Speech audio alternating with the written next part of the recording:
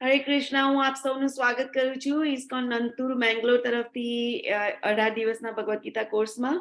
હું હરિપ્રિયા દેવી દાસી બોલી રહી છું અને આપની સેવામાં અહીંયા ટ્રાય કરવાની છું ચેપ્ટર 13 સમજાવવા માટે. પ્રકૃતિ પુરુષ એન્ડ ચેતના એનું નામ છે. So let's start. જય શ્રીલા પ્રભુપાદ. ઇસ્કોનના ફાઉન્ડર એન્ડ આચાર્ય છે ભક્તિવેદાંત સ્વામી શ્રીલા પ્રભુપાદ. અને લેટ્સ ગો. કોણ મંગલાચરણ વાંચશે? હિરણ માતાજીનો હાથ ઊંચો છે. એ જેનો હાથ હું જોઈ ના શકું ને પ્લીઝ તમે બોલજો, ઓકે, મારી માટે. 3 માતાજીનો હાથ ઊંચો છે. હવે એકતા માતાજી, સ્વેની માતાજી એન્ડ હિરલ માતાજી. સો ફર્સ્ટ ટાઈમ કોણ વાંચી રહ્યું છે? સ્વેની માતાજી. તો વાંચો માતાજી. સ્વેની માતાજી તમે આજે વાંચો.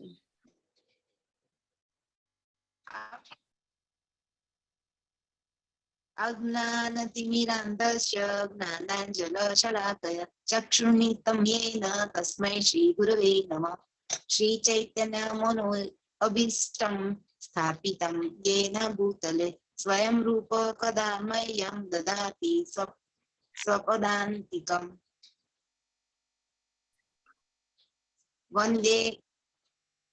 वन्दे अहं श्रीगुरो श्रीयुतपदकमल श्रीगुरून् वैष्णवाश्च ऋषिरूपं साग्रजातं सहगण रघुनाथान्वितं तं सजीवम् साद्वैतं सावधूतं परिजनसहितं कृष्णचैतन्यदेव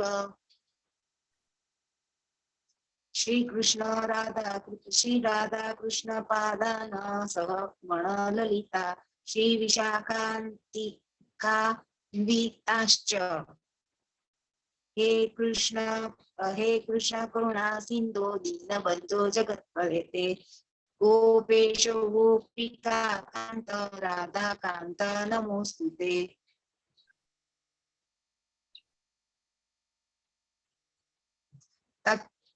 तत्व कांचन गौरंगी राधे वृंदावनेश्वरी वृषभानुसुते देवी प्रणमामि हरिप्रिये. वाञ्छा कल्पतरुभ्यश्च कृपा सिन्धुभ्य एव पतितानां पावनेभ्यो वैष्णवेभ्यो नमो नमः. श्री चैतन्य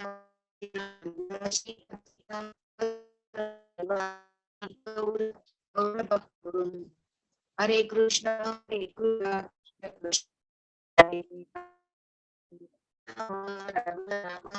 हरे कृष्ण हरे कृष्ण कृष्ण कृष्ण हरे हरे हरे कृष्ण कृष्ण कृष्ण हरे हरे हरे हरे राम राम राम हरे हरे. સરસ માતાજી. હરે કૃષ્ણ. સો અહીંયા છે ને વાંછા કલ્પતરુભ્યશ્ચ કૃપા સિંધુભ્ય એવ ચ આ ચ છે. પતિતાનામ પાવનેભ્યો વૈષ્ણવેભ્યો નમો નમઃ. ખાલી મિક્સર કરું છું. સો આજનો અધ્યાય છે ક્ષેત્રજ્ઞ વિભાગ યોગ અને એનું નામ છે પ્રકૃતિ પુરુષ અને ચેતના. આજે આપણે મંગલાચરણ વાંચ્યું ને, એ મંગલાચરણ પહેલા પાના ઉપર લખેલું છે ભગવદ ગીતાના. તો તમે એમાંથી પણ વાંચી શકો ને એનો અનુવાદ વાંચજો, જેથી ખબર પડે કે તમે શું વાંચી રહ્યા છો. અહીંયા છે ને બધા અમેરિકન ને બધા અનુવાદ પણ એમને ગોખેલો હોય, કેમ કે એમને ખ્યાલ આવે કે એ લોકો શું બોલી રહ્યા છે. તો આપણા કરતા વધારે ડિટેલમાં એ લોકો જતા હોય છે ભક્તિમાં. અને આ વાંચીએ પણ આપણે ખબર જ ના હોય એનું મિનિંગ, તો પછી એનો જે ભાવ હોય એ આવે નહીં, એટલે વાંચી લેવાનું. તો ક્ષેત્રજ્ઞ વિભાગીઓ પ્રકૃતિ પુરુષ અને ચેતના. આ અધ્યાયનું નામ છે. કોણ ઝાંખી વાંચશે? હું વાંચું માતાજી. કોણે હાથ ઊંચા કર્યા? I don't know. કોમલ માતાજી તો ખબર પડી ગઈ. અને ઓકે માતાજી, તમે ઝાંખી વાંચી લો. કોમલ માતાજી બીજા માતાજી અધ્યાય શ્લોક વાંચી લેશે. અર્જુનના 6 પ્રશ્નો 13.1 કૃષ્ણ ક્ષેત્રે ક્ષેત્ર જ્ઞાન અને જ્ઞાનનું વર્ણન કરે છે 13.2 થી 7 જ્ઞાન પ્રાપ્તિ કરવાની પ્રક્રિયા 13.8 થી 12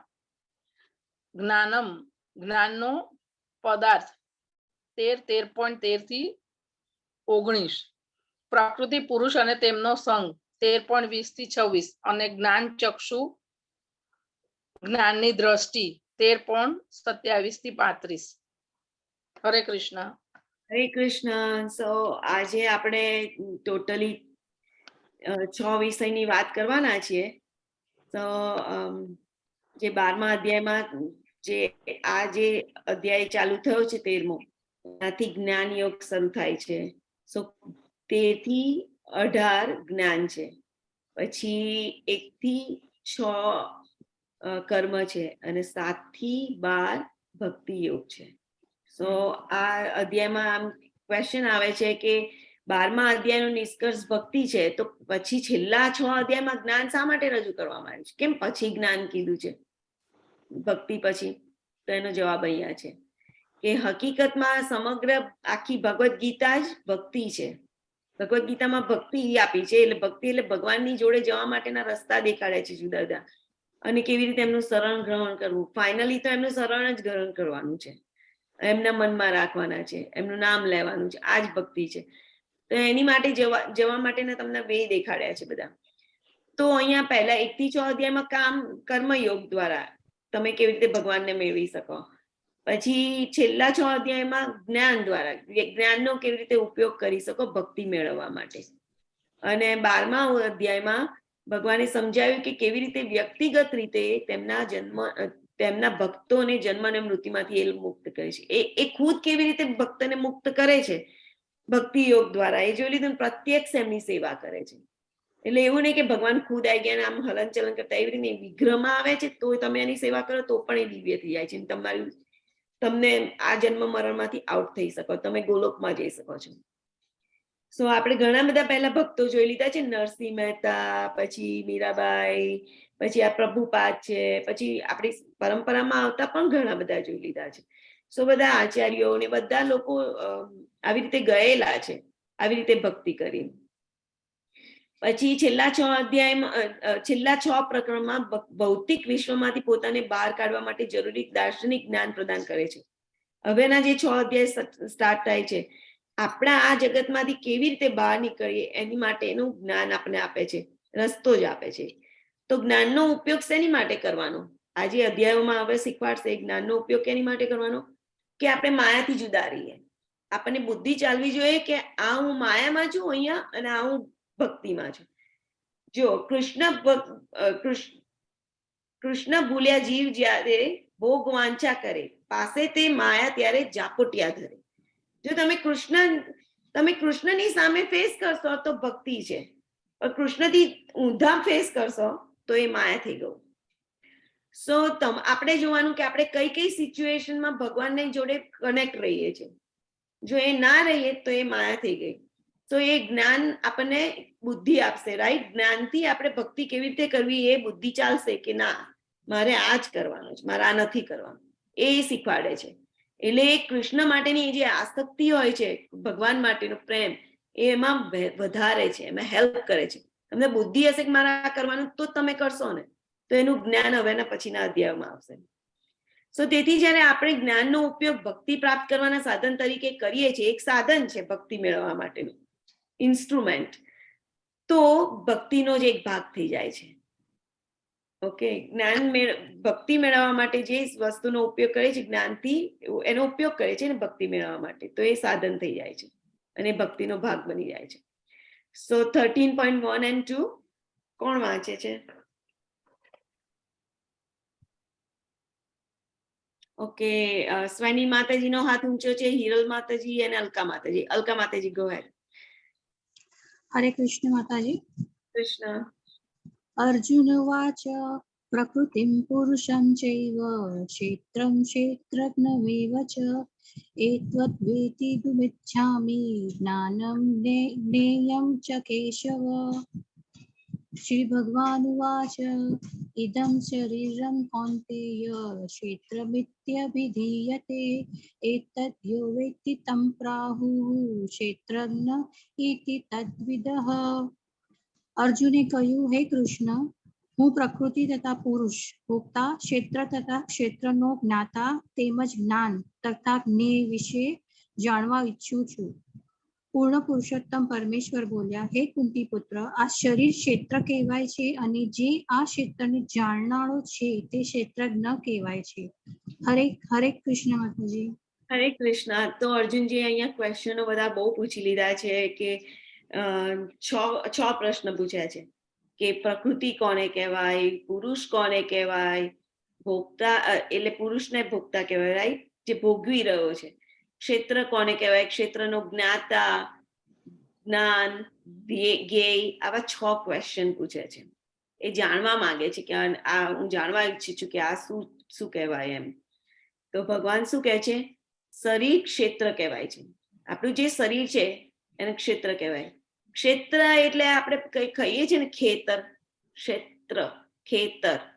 તો ખેતર આપણે જે ખેતર ક્ષેત્રમાંથી આવ્યો છે એ શબ્દ. સો ખેતરમાં કેવું હોય કે એક ફિલ્ડ હોય, ખેતર હોય, અને એની અંદર કોણ હોય? ખેડૂત હોય, ખેતી કરતો હોય. એવી રીતે ક્ષેત્ર છે, એમાં આપણો આત્મા શેની ખેતી કરે છે? કર્મો કરે છે, રાઈટ. સો ક્ષેત્ર છે એક આ શરીર છે, અને એને જાણનારો એને ક્ષેત્રજ્ઞ કહે છે, એટલે આત્મા. ક્ષેત્રજ્ઞ 2 છે, આત્મા અને પરમાત્મા. કેમ કે આપણે આગળ આવશે કે જો પ્રકૃતિ જે છે એને એ કઈ પ્રકૃતિની વાત કરી છે? તો મટીરિયલ નેચર, મધર નેચર આપણે કહીએ છીએ, ભૌતિક પ્રકૃતિ. આપણે જે પણ કંઈ આ બધું દેખાય છે, આપણે બહાર જઈએ તો નથી કહેતા કે બહુ સરસ પ્રકૃતિ છે, ભગવાનનું મધર નેચર બહુ કેટલું સરસ છે, ભગવાને કેટલું મસ્ત આ બધું દ્રશ્ય બનાવ્યા છે, લાઈક માઉન્ટેન્સ, ઝરણા, નદીઓ, કેટલું મસ્ત હોય છે બધું. તો એ બધું મટીરિયલ નેચર થયું, એ ભૌતિક પ્રકૃતિ. આ બધું જે પણ કંઈ દેખાય છે ભૌતિક પ્રકૃતિ છે. સો પુરુષ એટલે પ્રકૃતિનો ભોગવનાર. તો આપણે એમ લિમિટેડ પુરુષ છે, આપણે આ શરીરને ભોગવી રહ્યા છે, બરોબર. એ જે તો અને ભગવાન છે એ સર્વોપરી ભોગતા છે.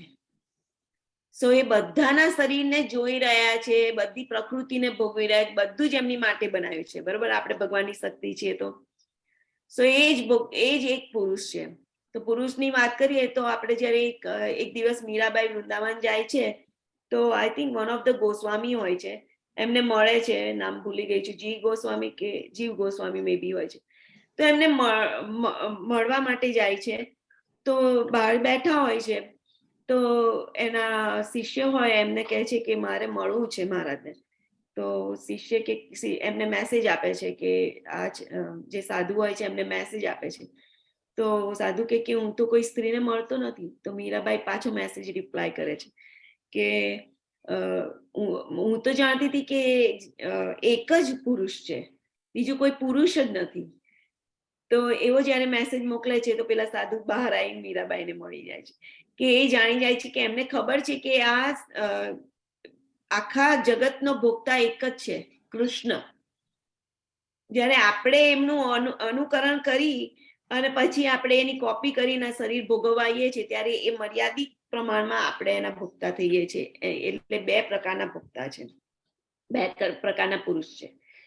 યુઝ્યુઅલી આત્મા એ શક્તિ છે ભગવાનની. સો લેટ્સ ગો ટુ ક્ષેત્ર. ક્ષેત્ર એટલે શરીર, આપણે વાત થઈ ગઈ. ક્ષેત્રજ્ઞ એટલે શરીરમાં નિરીક્ષક આત્મા, પરમાત્મા. આત્મા અને પરમાત્મા બંને જણા જુદા જુદા છે અને બંને ક્ષેત્રજ્ઞ કહેવાય છે. ક્ષેત્રજ્ઞ એટલે ક્ષેત્રને જાણનાર, શરીરને જાણનાર. અને શરીરને કર્મ ક્ષેત્ર પણ કહે છે અને કાર્ય ક્ષેત્ર પણ કહે છે. સો હવે જ્ઞાન એટલે જ્ઞાનમ એટલે જ્ઞાન. તો ક્ષેત્ર અને ક્ષેત્રજ્ઞને સમજવું એટલે શરીર અને શરીરના જાણનાર આત્મા અને પરમાત્માને સમજવું, એને જ્ઞાન કહે છે.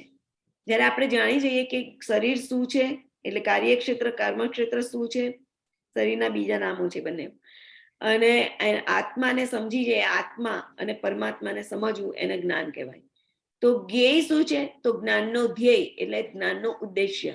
તો જ્ઞાનનો ઉદ્દેશ્ય શું છે? આપણે જ્ઞાન તો મેળવી લઈએ કે આ ત્રણેય જણા છે, શરીર છે, પરમાત્મા છે, આત્મા છે. તો એ જ્ઞાનનો ધ્યેય, જ્ઞાનનો ઉદ્દેશ્ય શું છે? પરમાત્માને સમજવાનો. પરમાત્માને જ્યારે જાણી લઈએ પૂરેપૂરી રીતે તો એનો ધ્યેય કહેવાય, ઉદ્દેશ્ય કહેવાય. તો જો આત્મા અને પરમાત્મા બંને શરીરના જાણનાર હોય તો બંનેમાં શું તફાવત છે? કોઈ કહેશે? આત્મા અને પરમાત્મામાં શું તફાવત છે? સ્વેની માતાજી, તમારું હેન્ડ રેઝ છે. ગો હેડ. આત્મા એટલે શરીરમાં રહેલું આત્મા, ને પરમાત્મા એટલે આત્માથી બી પર જે છે, જેની આપણે ભક્તિ કરીએ એને પર, જેને આપણે જાણવાનું છે પરમાત્મા. ઓકે, બીજા કોઈ? તમે અનમ્યુટ કરીને બોલવા માંડો. હરે આનંદ કૃષ્ણ માતાજી. યસ યસ માતાજી. એટલે મારું પણ એક્ઝેક્ટલી આ જ રિપ્લાય છે, જે આપણી અંદર રહેલો છે ઈ આત્મા, અને જે આત્માનો પણ આત્મા છે, જે આત્માથી પણ પર છે ઈ પરમાત્મા, જેની આપણે ભક્તિ કરી રહ્યા છીએ.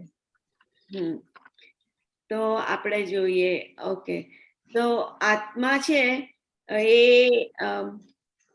શરીરની અંદર રહેલો છે. તો શરીર કયા તત્વોનું બનેલું છે? તો શરીર આ આઠ વસ્તુનું બનેલું છે, ભૌતિક તત્વો. એમાં પાણી આવી ગયું, સ્કાય એટલે આકાશ, એર એટલે વાયુ, એન્ડ અર્થ એટલે પૃથ્વી આવી ગયું, અને ઈથર અહીંયા છે.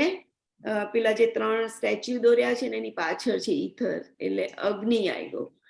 તો પૃથ્વી, જળ, વાયુ, અગ્નિ ને આકાશ, આનું શરીર બનેલું છે. એ સ્થૂળ શરીર કહેવાય છે. અને મન, બુદ્ધિ ને અહંકાર, જે અહીંયા સાઈડમાં પિક્ચર દોરેલું છે 3 સ્ટેચ્યુ કાઇન્ડનું, એમાં મન આવે છે, બુદ્ધિ આવે છે, અહંકાર આવે છે. તો શરીર છે એ સ્થૂળ બોડીનું બનેલું છે, સટલ બોડી એટલે સૂક્ષ્મ શરીરનું બનેલું છે, અને આત્મા છે એ મન, એ સચ્ચિદાનંદ છે. તો જ્યારે આપણે શરીર લઈએ તો આ બંને વસ્તુ આપણી જોડે આવે છે, સ્થૂળ શરીર અને સૂક્ષ્મ શરીર. તો આ ભૌતિક શરીર કહેવાય, કેમ કે ભૌતિક એલિમેન્ટનું બનેલું છે. આ જે પૃથ્વી, જળ, વાયુ, આકાશ છે એ ભૌતિક તત્વો છે, આધ્યાત્મિક તત્વો નથી. એટલે મીન્સ એના સંસર્ગમાં આપણે આવીએ છીએ. અને ભગવાનનું શરીર કેવું છે? સચ્ચિદાનંદમય છે. એમને આપણા જેવું શરીર નથી, એમનું શરીર 3 ગુણોથી ઉપર છે. અને આપણે જે આત્મા છે એની બાજુમાં બેઠેલા ભગવાન પરમાત્મા છે. તો એ બધાના નિયંતા છે. એ ભોગતા રામ યજ્ઞ તપસામ સર્વલોક મહેશ્વર. આપણે ગોલોક ચાર્ટ, બધાય ગોલોક ચાર્ટ ગોખી કાઢવાનો, એથી ક્લિયરિટી આવી જાય. So let's go to 13.3. આજે આપણે અનુવાદ જ વાંચીશું બીકોઝ વી આર લેટ. માતાજી વાંચું. યસ. હે ભારત, તારે જાણવું જોઈએ કે હું પણ સર્વ શરીરનો જ્ઞાતા છું, અને આ શરીર તથા તેના જ્ઞાતાને જાણી લેવાનો જ જ્ઞાન કહેવામાં આવે છે. આ મારું મંતવ્ય છે. હરે કૃષ્ણ. હરે કૃષ્ણ. સો ભગવાને અહીંયા શું કીધું? હું પણ ક્ષેત્રમ જ્ઞમ ચાપી, હું પણ બધા શરીરોનો જ્ઞાતા છું. પણ આપણી છે, આપણે લિમિટેડ છે. આપણે આપણા શરીરનું જ જ્ઞાન હોય છે, પણ પૂરેપૂરું તો હોતું નથી. કઈ અંદર કશું બીજું ચાલતું.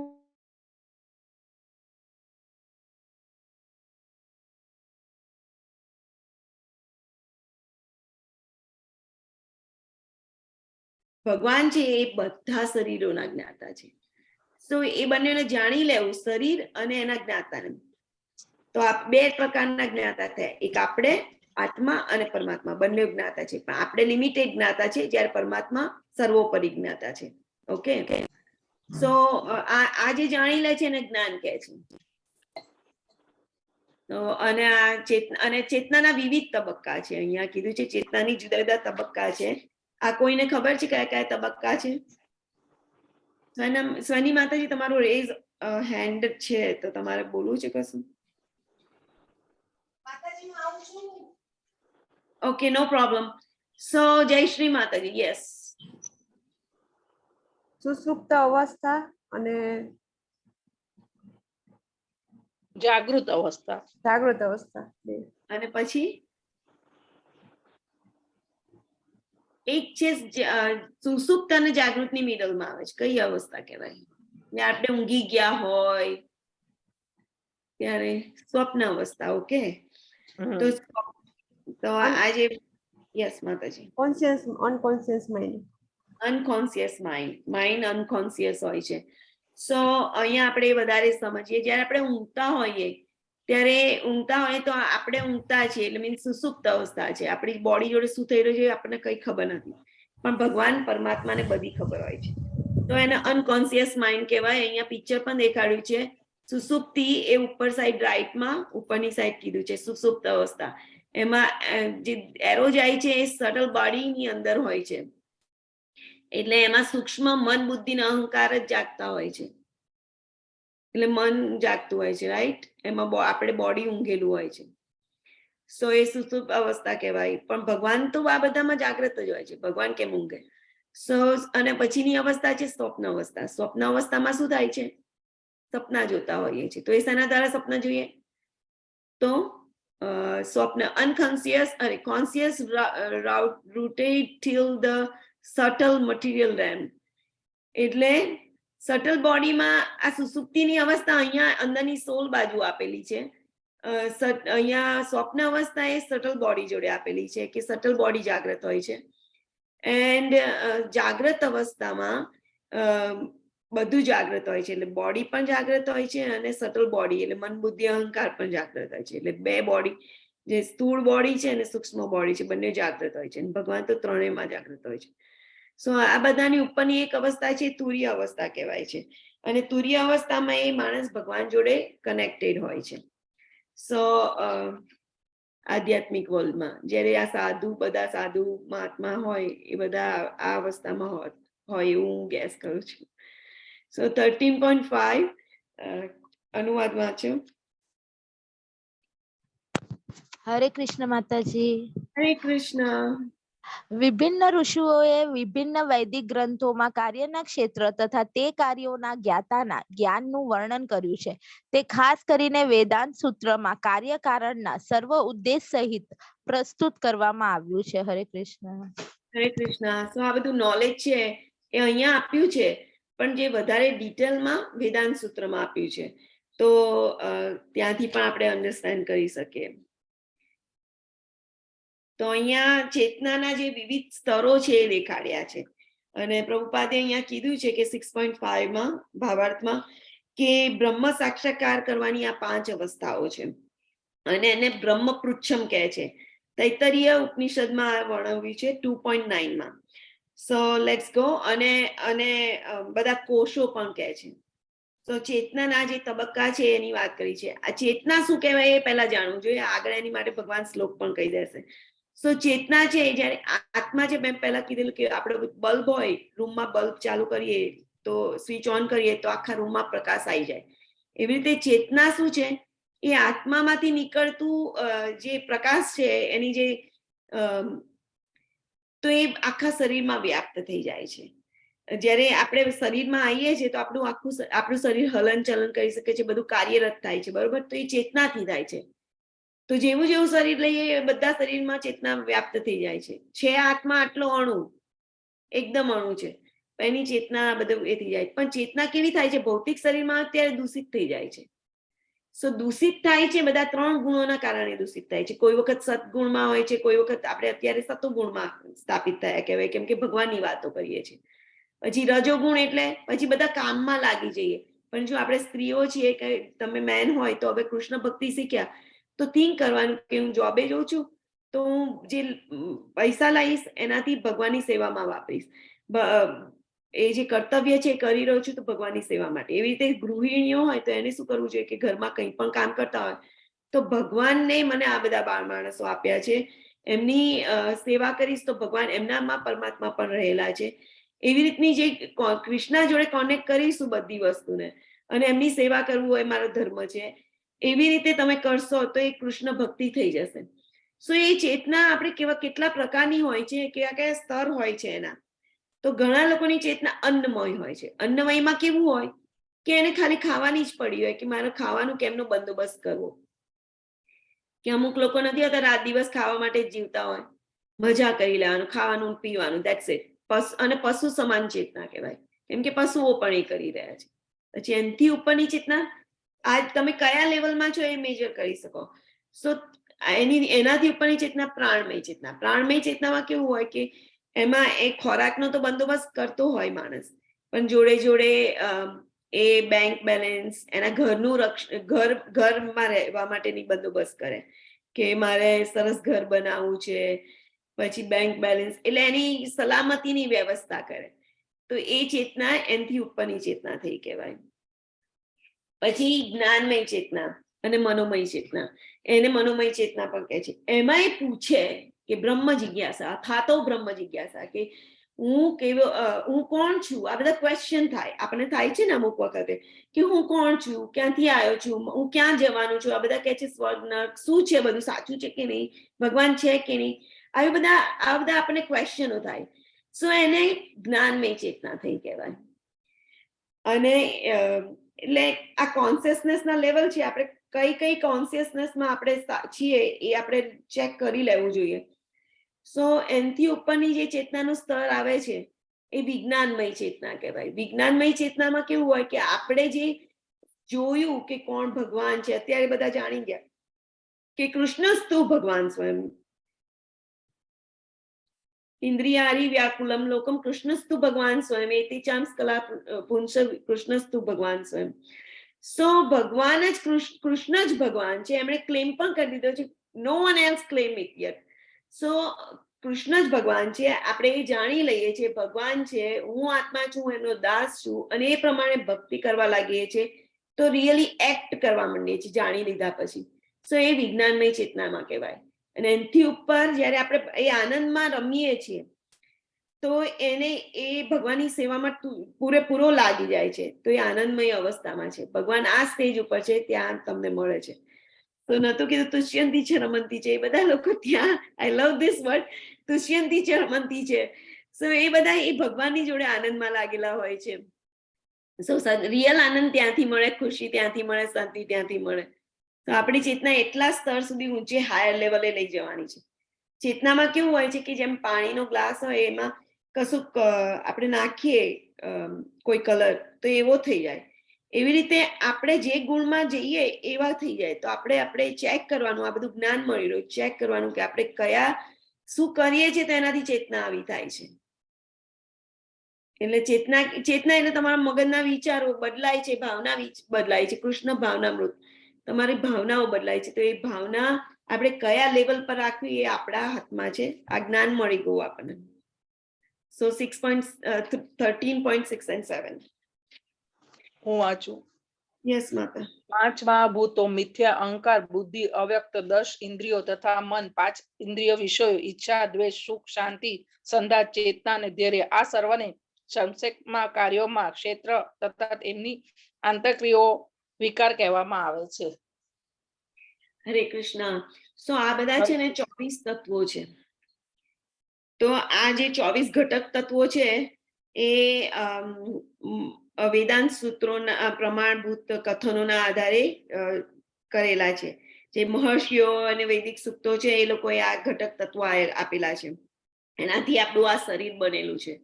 સો આપણે બધા આ શરીરમાં બદ્ધ છીએ. ઓકે.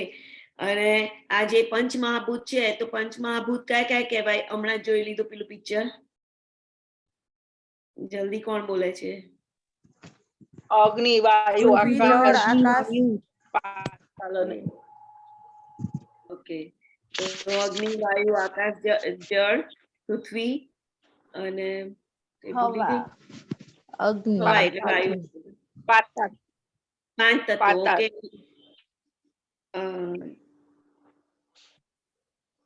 જળ, અગ્નિ, વાયુ, આકાશ અને પૃથ્વી. પાતાળ આવી ગયું. ઓકે. મિથ્યા. ઓકે. હવે મિથ્યા અહંકારની વાત આપણે ગઈકાલે કરેલી.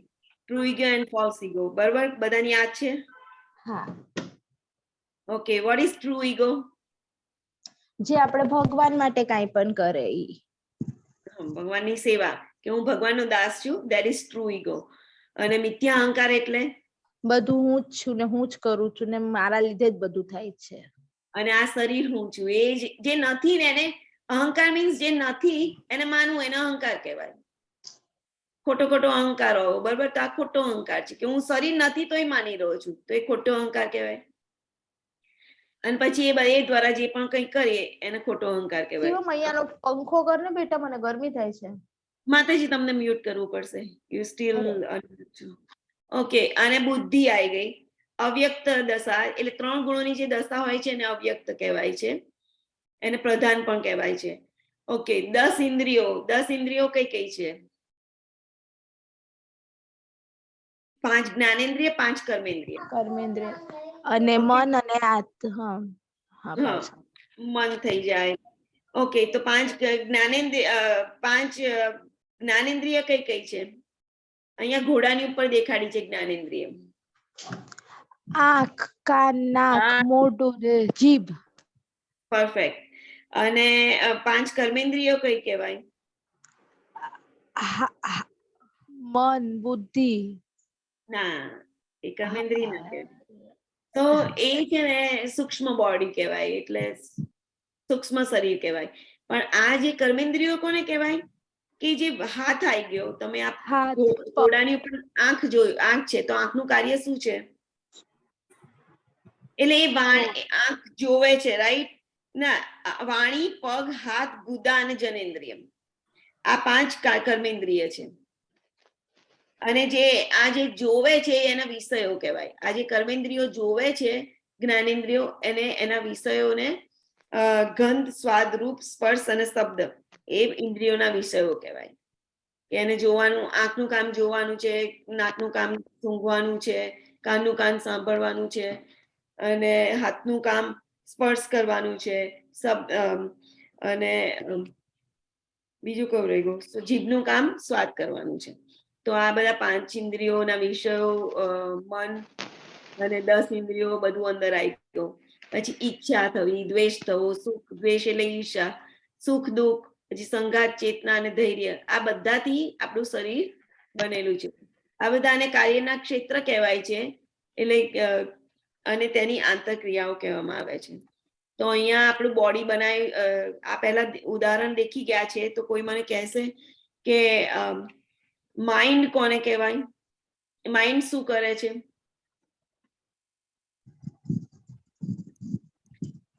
માઇન્ડ શું કરે છે? 5 ઇન્દ્રિયો કંટ્રોલ કરે છે. ઓકે, આ લગામથી આ ઇન્દ્રિયો, આ પિક્ચર યાદ રાખવાનું, આ બધી ઇન્દ્રિયોને લગામથી કંટ્રોલ થઈ રહ્યા છે, રાઈટ? એટલે માઇન્ડ છે એ લગામ છે, બરોબર? તો આ બધી ઇન્દ્રિયો એટલે ઘોડા આમ તેમ જઈ રહ્યા છે, પણ એને ટ્રેક ઉપર લાવવું હોય, ક્યાંક તમે જતા હોય માઉન્ટેન ઉપર ને ઘોડા ઉપર જતા હોય, તો એને ટ્રેક ઉપર લાવવો હોય તો એને કેવી રીતે બધા લાવે છે? લગામથી લાવે છે. તો એ લગામથી એ માઇન્ડ થયું. ઓકે, અને એને કોણ કંટ્રોલ કરી રહ્યો છે? ઇન્ટેલિજન્ટ. આ જે માણસ છે સારથી છે, ઇન્ટેલિજન્ટ કહેવાય. બુદ્ધિ મનને કંટ્રોલ કરે છે, અને એના દ્વારા ઇન્દ્રિયો કંટ્રોલ થાય છે. તો આપણે, અને આત્મા છે એની અંદર બેઠેલો પેસેન્જર છે. તો આત્માનું ખોરાક આગળ આવશે, ભગવાનનું નામ છે. સો એને ભક્તિમાં લગાડવા માટે બુદ્ધિનો યુઝ કરવાનો. બુદ્ધિનો કેવી રીતે યુઝ થાય? એની લગામથી, એટલે એના માઇન્ડથી ઇન્દ્રિયોને કંટ્રોલ કરવાનો, કે ના, તારે અહીંયા નથી જવાનું, અહીંયા જવાનું છે. ખાવું છે આ, તો નથી ખાવાનું, ભગવાને ધરાયેલું ખાવાનું છે. કંઈ પણ કરવું હોય તો બધું ભગવાનને કનેક્ટ કરીને કરવાનું, કરાવડાય. એ બુદ્ધિ દ્વારા માઇન્ડને કરાવડાવાય. અહીંયા છે પિંજરું. તો આ પોપટ પિંજરામાં છે, એ સોનાના પિંજરામાં રાખો કે મોટા લાઈક બીજા કોઈ ધાતુના, સરસ સરસ ધાતુઓના પિંજરામાં રાખો, પણ એને ખાવાનું ના આપો તો શું થાય? આ લેડીના હાથમાં જે પોપટ છે એનું શું થયું? મરી જાય. મરી જાય. એવી રીતે આપણી આત્મા છે, એને જો તમે ખાવાનું ના આપો તો શું થાય? ઘોડા માર્ગે ચડી જાય. આત્માને ખાવાનું ના આપો ને તો પેલા 14 લોક જોયેલા ને ગોલોક ચાર્ટમાં, આ બ્રહ્માંડમાં ઘૂમતા રહો, ઉપરથી નીચે, નીચેથી ઉપર, શરીર લેતા રહો, જુદી જુદી યોનિઓ લેતા રહો, જુદા જુદા શરીર, મજાના. સો એ જુદા જુદા શરીર જે લેતા રહો, એ પોપટનું આ પિંજરું છે એ સોનાનું લઈએ, કોઈ વખત લોખંડનું આવે, કોઈ વખત પિત્તળનું આવે, કોઈ વખત પ્લેટિનિયમનું આવે, કોઈ વખત ચાંદીનું આવે. સો એવી રીતે આપણે શરીરો લેતા રહીએ, અને એમાંથી જો ખોરાક આપીએ તો એમાંથી બહાર શક્તિ આવે, એના મન જીવતો રહે. તો એવી રીતે પતન ના પામે. તો આત્માના જીવડાઓ હોય એટલે આ બોડીમાંથી આઉટ કરવો હોય 24 ઘટક તત્વોમાંથી અને ભગવાનના ધામમાં લઈ જવો હોય તો એક જ વે છે, હરે કૃષ્ણ કૃષ્ણ કૃષ્ણ હરે હરે, હરે રામ રામ રામ હરે હરે. તો આત્માનો ખોરાક છે. તમે જ્યારે આ મંત્ર બોલશો ને તો તમને એ ખ્યાલ આવી જશે ઓટોમેટિક. હવે અહીંયા જે આ શ્લોકમાં દેખાડ્યું છે 8 to 12 શ્લોકમાં, તો એની અંદર કીધું છે કે આપણે જે જ્ઞાન છે એ જ્ઞાનના આ બધા ગુણો દેખાડ્યા છે. આ સિવાયનું કંઈ પણ હોય એ અજ્ઞાન થઈ જાય છે. સો દુનિયામાં આપણે જે પણ જ્ઞાન આપણે જાણીએ છીએ, સો કોલ જ્ઞાન, એજ્યુકેશન માટે ને બધું, એ શરીર માટેનું જ્ઞાન છે, શરીરને ભોગવવા માટેનું જ્ઞાન છે ટૂંકમાં. પણ જ્યારે આધ્યાત્મિક જ્ઞાન લઈએ તો એટલે ભગવાનને મેળવવા માટેનું, તો એના આ બધા ગુણો છે, 20 ગુણો. આ સિવાયનું જે ગુણો આવશે એ જે પણ વસ્તુ હશે એ અજ્ઞાનમાં કન્સિડર થાય છે. સો અહીંયા જુદા જુદા છે. અમાનિત્વમ, તો અમાનિત્વમ પછી જોઈશ. ઓકે, અમાનિત્વમ એટલે વિનમ્રતા. તો કોઈને સન્માન પામવાની ઈચ્છા ના રાખવી એને અમાનિત્વમ કહેવાય છે. પછી દંભત્વમ, દંભત્વમ એટલે ખોટો દમ નહીં રાખવાનો કે દેખાડો નહીં કરવાનો. ઘણી વખત આપણે બધાને દુનિયાને દેખાડવા માટે પણ ઘણું બધું કરતા હોય છે. સો એ ના હોવો જોઈએ, એ પણ અજ્ઞાન કન્સિડર થાય છે. પછી હિંસા, અહિંસા. તો અહિંસા એટલે કોઈને મારી નાખવું, નો. કેવી રીતે મારી નાખવું? એને ભક્તિમાંથી આઉટ કરવા, એને મારી નાખ્યું કહેવાય. કે એને ભગવાન જોડે જતો એને રોકવો. કાં તો પછી કોઈનો ભૌતિક આધ્યાત્મિક પ્રગતિ થતી હોય એને એમાંથી બહાર નીકળવો. તો એને કેમ કે એને ભગવાન જોડે તમે નથી જવા દેતા, એ એના આત્માનું પતન થાય છે. એ આપણે ભૌતિક જગતથી આધ્યાત્મિક જગતમાં જવાનું છે, આપણે એનું અહીં નથી રહેવાનું. તો એ એટલા માટે એને હિંસા કરી કહેવાય કે અન્ય જીવોને દુઃખ ના આપવું. અને એનો વાસ્તવિક અર્થ એવો થાય છે કે જીવાત્માને દુઃખ ના આપવું. અને એની માટે જો એને હેલ્પ કરવી હોય તો કેવી રીતે કરાય? તો એને હેલ્પ કરવી હોય તો ભગવાનનું નામ એને શીખવાડાય, આધ્યાત્મિક જ્ઞાન અપાય કે જેથી એને બોધ મળે અને ભગવાનની પાછળ જોડે જવામાં એને હેલ્પ થાય. તો એને અહિંસા કહેવાય. પછી તો ક્ષાંતિ, ક્ષાંતિ એટલે ક્ષાંતિરાર્જવમ એટલે સહિષ્ણુતા, એટલે સહિષ્ણુતા હોવી જોઈએ. એટલે મનુષ્ય જો સન્માન મળે કે તિરસ્કાર મળે તો એને સહન કરતા રહેવું જોઈએ. તો ચૈતન્ય મહાપ્રભુ કહે છે કે તરોરપી સહિષ્ણુ નામ અમાનીને માન દેના. તો એટલે એટલા બધા સહિષ્ણુ બનવું જોઈએ કે કોઈ જેમ ઘાસનું તણકલું હોય તો એની ઉપર કોઈ પગ મૂકીને જતું રહે એની કોઈ વેલ્યુ નહીં, કશું નહીં. એટલા બધા સહનશીલ બનવું જોઈએ. કેમ કે ભૌતિક જગતનો ગુણ જ છે, સ્વભાવ જ છે કે તમને તકલીફો આપે, અપમાન કરે, તિરસ્કાર કરે. તો આ બધાને સહન કરવું જોઈએ, એને સહિષ્ણુતા કહેવાય. તો આ બધા જ્યારે ગુણ ડેવલપ કરીએ ત્યારે આપણે ભક્તિમાં લાગીએ છીએ, લાઈક ભક્તિમાં આવીએ તો આ બધા ગુણ એમને એમ ડેવલપ થઈ જતા હોય છે. સો અને જ જ્ઞાન કહે છે. અને સરળ, આર્જવમ એટલે સરળતા. એટલે અહીંયા વેસ્ટ વર્જિનિયા જે ઇસ્કોન યુએસએમાં સૌથી મોટું મથક છે એને કહેવાય છે વેસ્ટ વર્જિનિયા. રાધા વૃંદાવન ચંદ્ર ત્યાંના વિગ્રહ છે. તો એ મંદિરમાં હંમેશા કોઈ પણ ડિવોટી, આપણે પ્રભુપાદના ડિસાઇપલને એવી રીતે કોઈને જોઈએ તો બહુ જ સિમ્પલ સેવા કરતા હોય. પ્રભુપાદનું જે ભક્તોએ બનાવ્યું છે એને ગોલ પેલેસ કહે છે. તો અમે ગયેલા તો એક માતાજી હતા, મોટી ઉંમરના હતા, ભર તડકામાં, અમેરિકન બોડી, તો ભર તડકામાં એ ઘાસ, બધું નીચે જમીનમાં એક્સ્ટ્રા ઘાસ હોય ને એ નીકાળતા હતા. કેમ અને બધા ફૂલ છોડની ટેક કેર કરતા હતા. તો અમે કીધું કે કેમ આટલું અત્યારે આવી રીતે સેવા કરી રહ્યા છો? તો કે simple living and high thinking, એ જ મોટો છે ત્યાંનો. તો એટલી સરળતા હોવી જોઈએ. સરળતા હોય તો ભગવાનનું નામ ઇઝીલી લેવાય, સાદગી. સો આચાર્ય ઉપાસનમ, એમાં શું છે કે સદગુરુના આશ્રયનું ગ્રહણ કરવું જોઈએ. એટલે સદગુરુ એટલે કેવા ગુરુ? પરંપરામાં આવતા, રાઈટ? તો ગુરુ પરંપરામાં આવતા હોય એવા સદગુરુનું આશ્રય કરવું જોઈએ, તો જેથી આપણે ભગવાનની સેવા કરીએ અને ભગવાનના શરણે જઈ શકીએ. તો પહેલા સદગુરુનું શરણું લેવું જોઈએ. અને શૌચમ, શૌચમ એટલે પવિત્રતા. તો પવિત્રતા એટલે આપણે એવરીડે મોર્નિંગમાં આપણે નહીએ છીએ, પછી એવી રીતે બોડીને ક્લીન રાખીએ છીએ, બધું વ્યવસ્થિત રાખીએ છીએ. તો આપણે અંદરથી પણ આંતરિક અને બાહ્ય બંને પવિત્રતા હોવી જોઈએ. તો એ કેવી હોય કે અંદરની પવિત્ર માટે આપણે ભગવાનના નામ જપ કરવા જોઈએ. તેનાથી આપણું બધું જ ક્લીન થાય છે. ભગવાન નથી કરતા ક્લીન, એવું નથી કીધું. હમણાં ગયા અધ્યાયમાં આવ્યો કે ભગવાન અને રાધા રાની ક્લીન કરે છે આપણું બોડી, આપણું હૃદય, બધા મત્સર એ બધાથી ક્લીન થઈ જાય છે. સો એવી રીતે ભગવાનનું નામ જપ કરવું જોઈએ, એને આંતરિક પવિત્રતા કહેવાય. અને સ્થૈર્ય એટલે સ્થિરતા.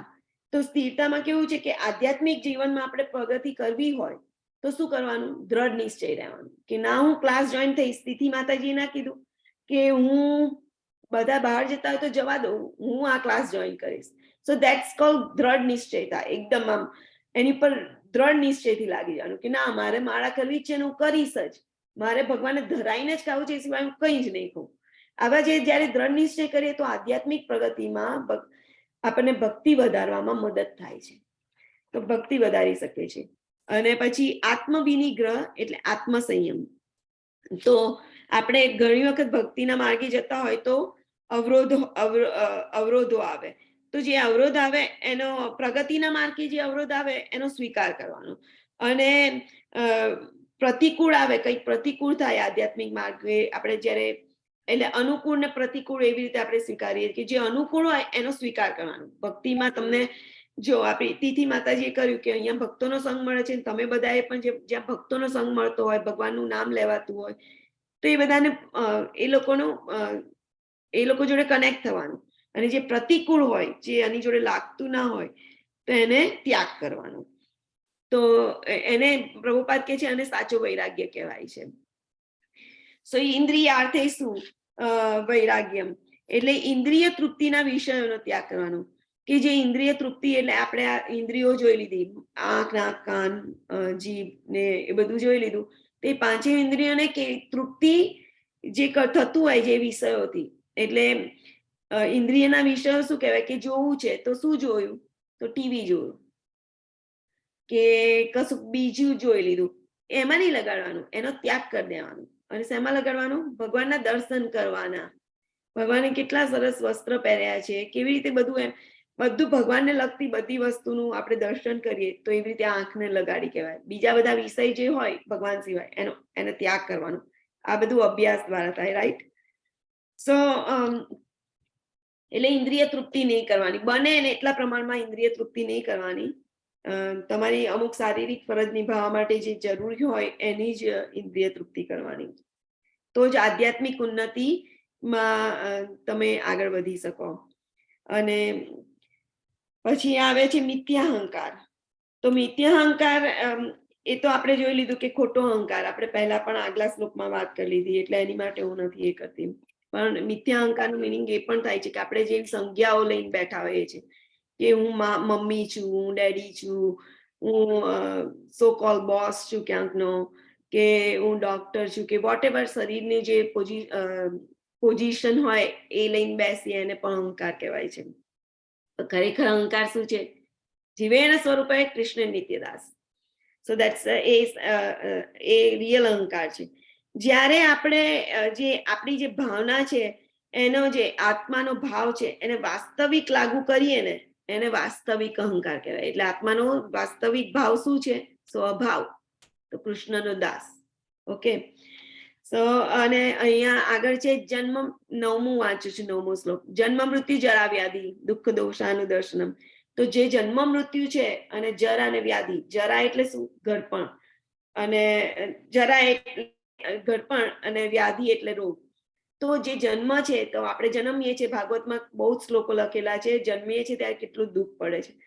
સો એ દુઃખને તો આપણે ભૂલી જઈએ છીએ અને લાગી જઈએ છીએ. પછી મૃત્યુ થાય છે.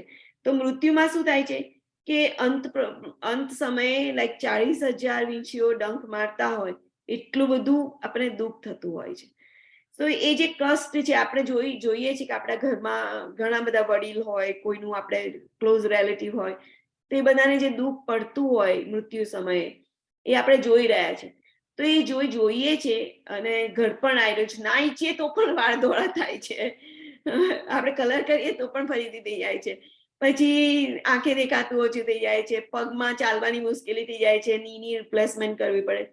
આ બધું થઈ રહ્યું છે, રાઈટ? આપણે ઈચ્છીએ નહીં તો પણ. અને રોગ આવી જાય છે. હવે તો યંગ લોકોને રોગ આવે છે. કોવિડે તો દેખાડી દીધું, કોઈને પણ રોગ આવી જાય. સો આ બધામાં જે દુઃખ દોષાનું દર્શનમ, દુઃખો દેખે કે ના આમાં દુઃખ સમાયેલું છે, આમાં તકલીફ જ છે, તો એ જોવે. એને આવી નકારાત્મક દ્રષ્ટિકોણ આ જન્મ મૃત્યુ માટે ઉભો કરે, એવા ધરાવીએ એવો દ્રષ્ટિકોણ, તો આપણે આધ્યાત્મિક જે પ્રગતિ છે એમાં આપણને પ્રેરણા આપે છે, મોટિવેટ કરે છે કે ના હવે મારે ભક્તિ કરવી જોઈએ, આમાં ના લાગવું જોઈએ. આ તો દર જન્મમાં આવવાનું જ છે.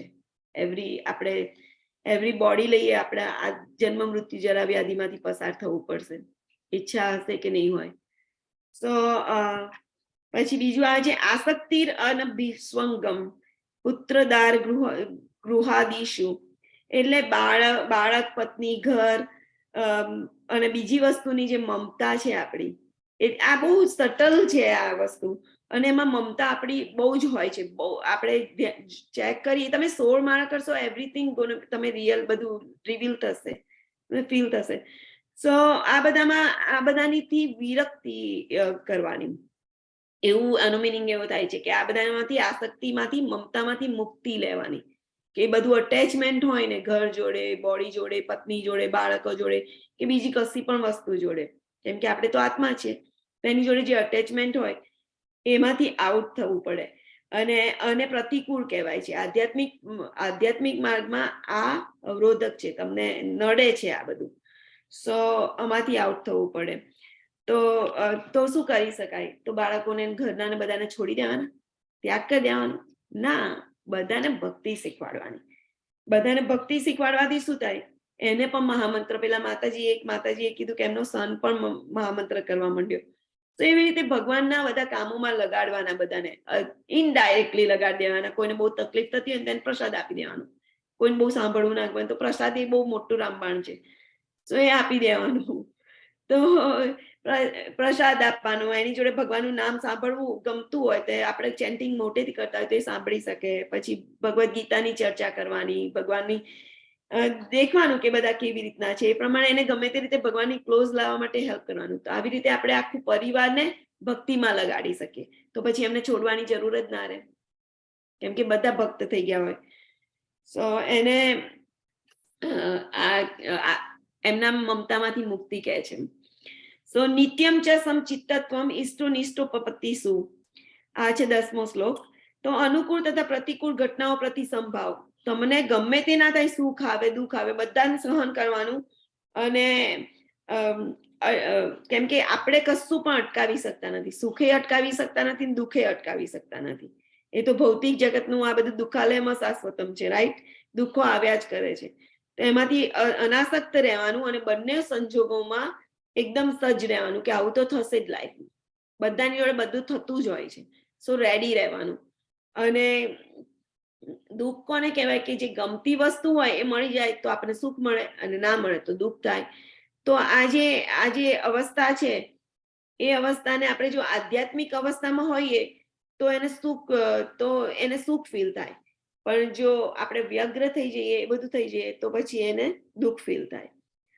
તો આમાંથી બહાર નીકળવું હોય તો શું કરવાનું? નિરંતર ભક્તિ કરવાનું, નિરંતર, એટલીસ્ટ ભગવાનનું નામ તો નિરંતર લેવા માટે ટ્રાય કરવાનું. સો અને હવે જે 16મું ગુણ છે, મયી ચાન્યેન યોગેન ભક્તિ અવ્યભિચારિણી.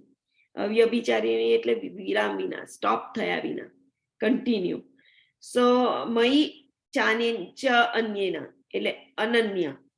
તો મારા પ્રત્યે નિરંતર અનન્ય ભક્તિભાવ, ભગવાન માટે અનન્ય ભક્તિભાવ હોવો જોઈએ. કે એકદમ નિરંતર ચાલુ જ રહેવું જોઈએ, બંધ જ ના થવો જોઈએ. ભક્તોનો આ ગુણ છે, એનામાં આ બધું હોય છે. જ્યારે આ ગુણ ડેવલપ થઈ જાય તો બીજા બધા 19 ગુણ એમને આવી જાય આપણામાં. સો કેવી રીતે ડેવલપ થાય? તો 9ધા ભક્તિ દેખાડી, શ્રવણમ, કીર્તનમ, વિષ્ણુ સ્મરણમ, અર્ચનમ, દાસ્યમ, સખ્યમ, આત્મનિવેદનમ. આ બધી 9ધા ભક્તિમાંથી કોઈ પણ તમને જે ભાવે ટાઈમ પ્રમાણે, સિચ્યુએશન પ્રમાણે ગ્રહણ કરવાની અને કરતા રહેવાનું, નિરંતર ભક્તિમાં લાગેલા રહેવાનું. અને લાગવાથી શું થાય? તો લાગવાથી આપણે બીજી 19 જે આ જે બાબતો છે ભક્તિ કરવાનું જ્ઞાનની ગુણો છે એ બધા એની જાતે જ ડેવલપ થઈ જશે. સો આ બહુ મહત્વનું છે. મારામાં નિરંતર અનન્ય ભક્તિ ભાવ ભગવાનનામાં. ઓકે, હવે આપણે ટાઈમ તો ઓવર થઈ ગયો છે અને બીજું બધું બહુ જ છે, બધા બીજા 4-5 ગુણો છે, હું ફટાફટ કરી દઉં. એકાંતવાસની ઈચ્છા. એકાંતવાસ એટલે આપણે જોવાનું કે આપણે કોનો કુસંગ, જે કુસંગ હોય, જે ભક્તિમાં ના હોય એવા લોકોનું બને ત્યાં સુધી સંગ નહીં કરવાનો, અને જે ભક્તિમાં હોય એનો સંગ કરવાનો. તો આપણે ચેક કરવાનું કે આપણે ક્યાં સુધી રહી શકીએ છીએ કુસંગ ત્યાગીને. ઓકે, પછી બીજી છે કે સામાન્ય જન સમૂહથી અલિપ્ત રહેવાનું. તો અરતિર જન સંસદી એટલે જ્યારે આધ્યાત્મિક ભક્તિ માર્ગ ગ્રહણ કરીએ તો સ્વાભાવિક રીતે જ આપણામાં ભૌતિકતાવાદી લોકોનો સંગ હોય. એ આપણે જ્યારે ભક્તિમાં આવીએ છીએ તો તિથિ માતાજીનું આજે બહુ ઉદાહરણ છે. સરસ ભગવાને બેસાડી દીધું. તો એમણે જેમ ભક્તોને એમણે બીજું બધું કરવાનું હતું, તો એમણે કુસંગ ત્યાગ કરી દીધો, રાઈટ? તો અભક્તોનો સંગ સ્વાભાવિક રીતે છૂટી જાય છે જ્યારે ભક્તિમાં આવીએ છીએ ત્યારે. તો ભક્તિ માટે આકર્ષણ થાય છે, કેમ કે એ આપણા સ્વભાવને પ્રતિકૂળ હોય છે. આપણો સ્વભાવ છે ને, આપણે દાસ છે પણ આપણે ભૂલી ગયા છે ભગવાન જોડેનો સંબંધ. તો એ આપણે જાગૃત થઈ રહ્યો છે, તો એ સ્વભાવને અનુકૂળ હોવાથી આપણે ઓટોમેટિક એ બધું છોડતા જઈએ છીએ. પછી છે આત્મ સાક્ષાત્કારનો મહત્વનો સ્વીકાર અને પરમ બ્રહ્મની તાત્વિક શોધ. આધ્યાત્મિક જ્ઞાન નિત્યત્વમ તત્વ જ્ઞાનાર્થ દર્શનમ.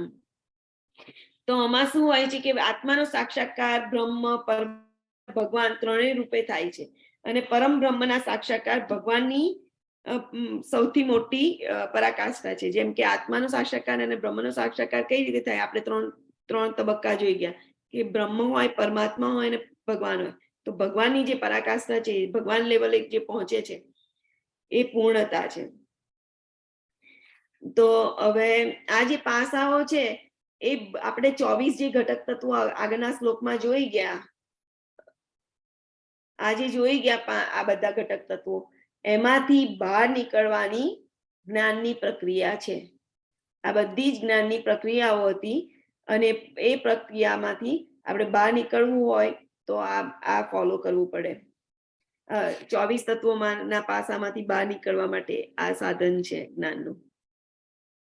સોરી, હું પેલા સંસ્કૃત ઉપર જ હતી, આ અનુવાદમાં રહી ગયેલો.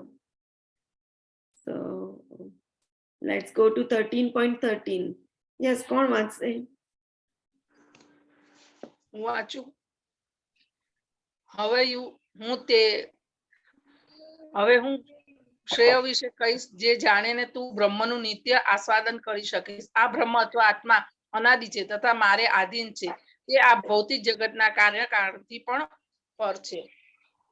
હરે કૃષ્ણ. હરે કૃષ્ણ. સો હવે ભગવાન શું કહેશે જ્ઞેય વિશે? જ્ઞેય કોણ છે? ભગવાન છે, પરમાત્મા છે, રાઈટ?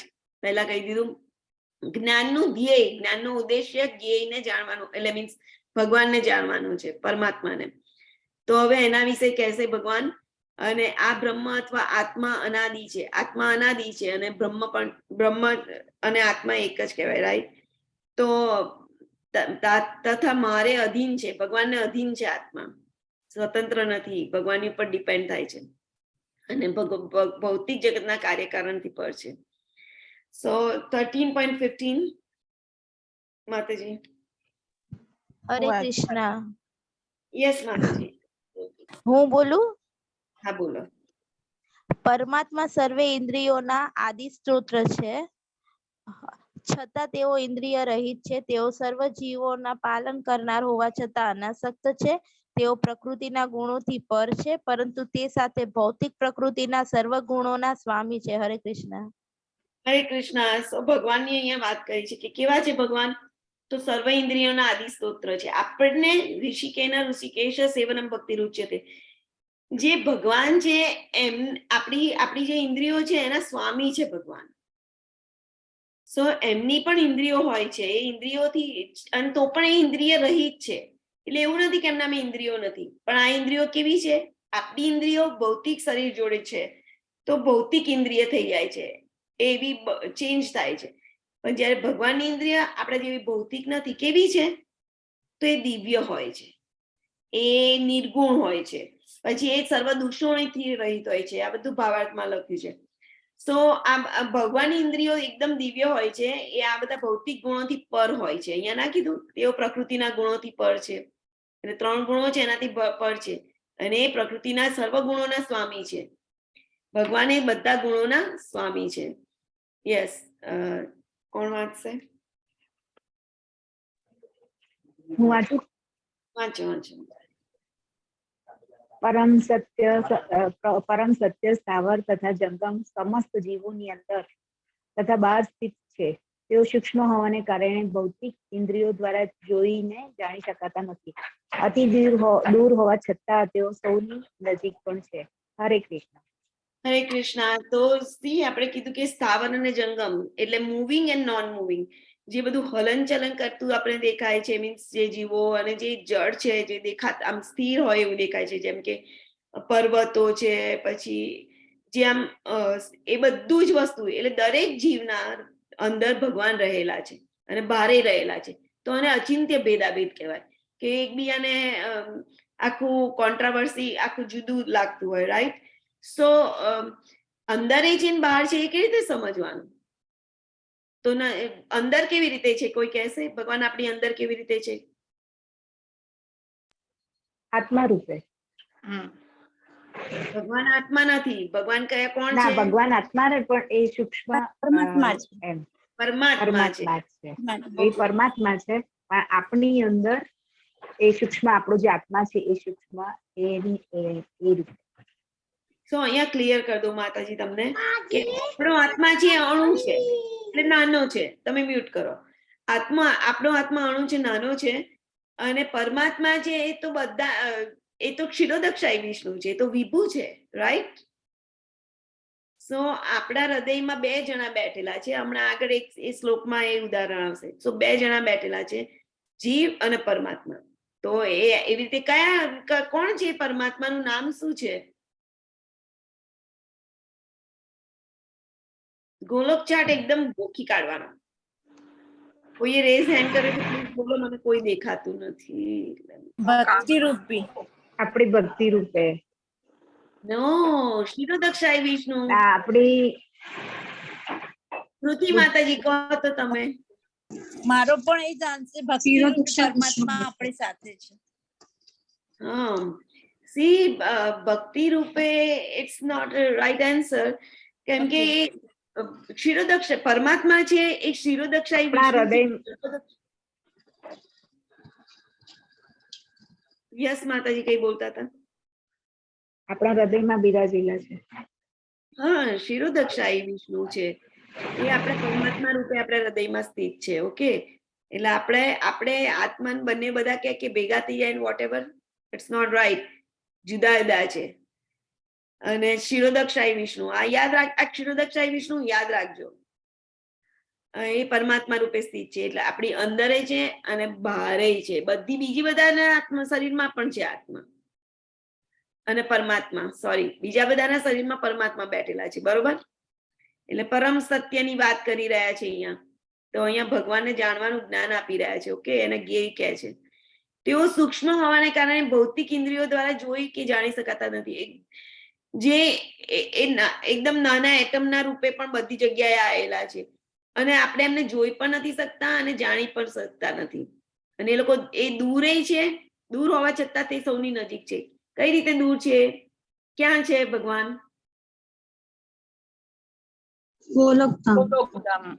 ગોલકધામ. ક્યાં? સૌથી ઉપરનું ધામ આવ્યું, બરોબર? સર્વોચ્ચ છે, સૌથી ઉપર. અને એ ત્યાં છે. કાનો ત્યાંથી છોડીને ક્યાંય જતો જ નથી. એની શક્તિઓ દ્વારા બધું થાય છે, એના વિસ્તાર દ્વારા બધું થાય છે. તો ઓકે, તો ત્યાં છે, તો આપણી નજીક કઈ રીતે છે? તો નજીક પરમાત્મા રૂપે છે, બરોબર? ક્ષીરોદક્ષાઈ વિષ્ણુ રૂપે. સો લેટ્સ ગો ટુ, આપણે બીજી એક વસ્તુ કે આપણે ભૌતિક ઇન્દ્રિયો જે છે, ઇન્દ્રિય અને મન આપણું ભૌતિક છે, આ 5 તત્વોનું બનેલું છે, અને તો એનાથી આપણે જાણી શકતા નથી. તો જો આપણે કૃષ્ણ ભાવનામાં રહી મન રહી અને આપણે મનને શુદ્ધ કરીએ તો આપણે ભગવાનના નિત્ય દર્શન કરી શકીએ છીએ.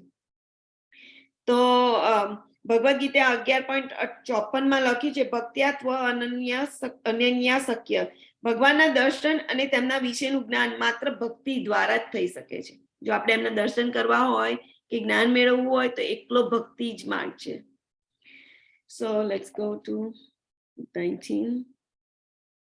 યસ માતાજી, કોણ વાંચે છે? હું રીડ કરું. યસ.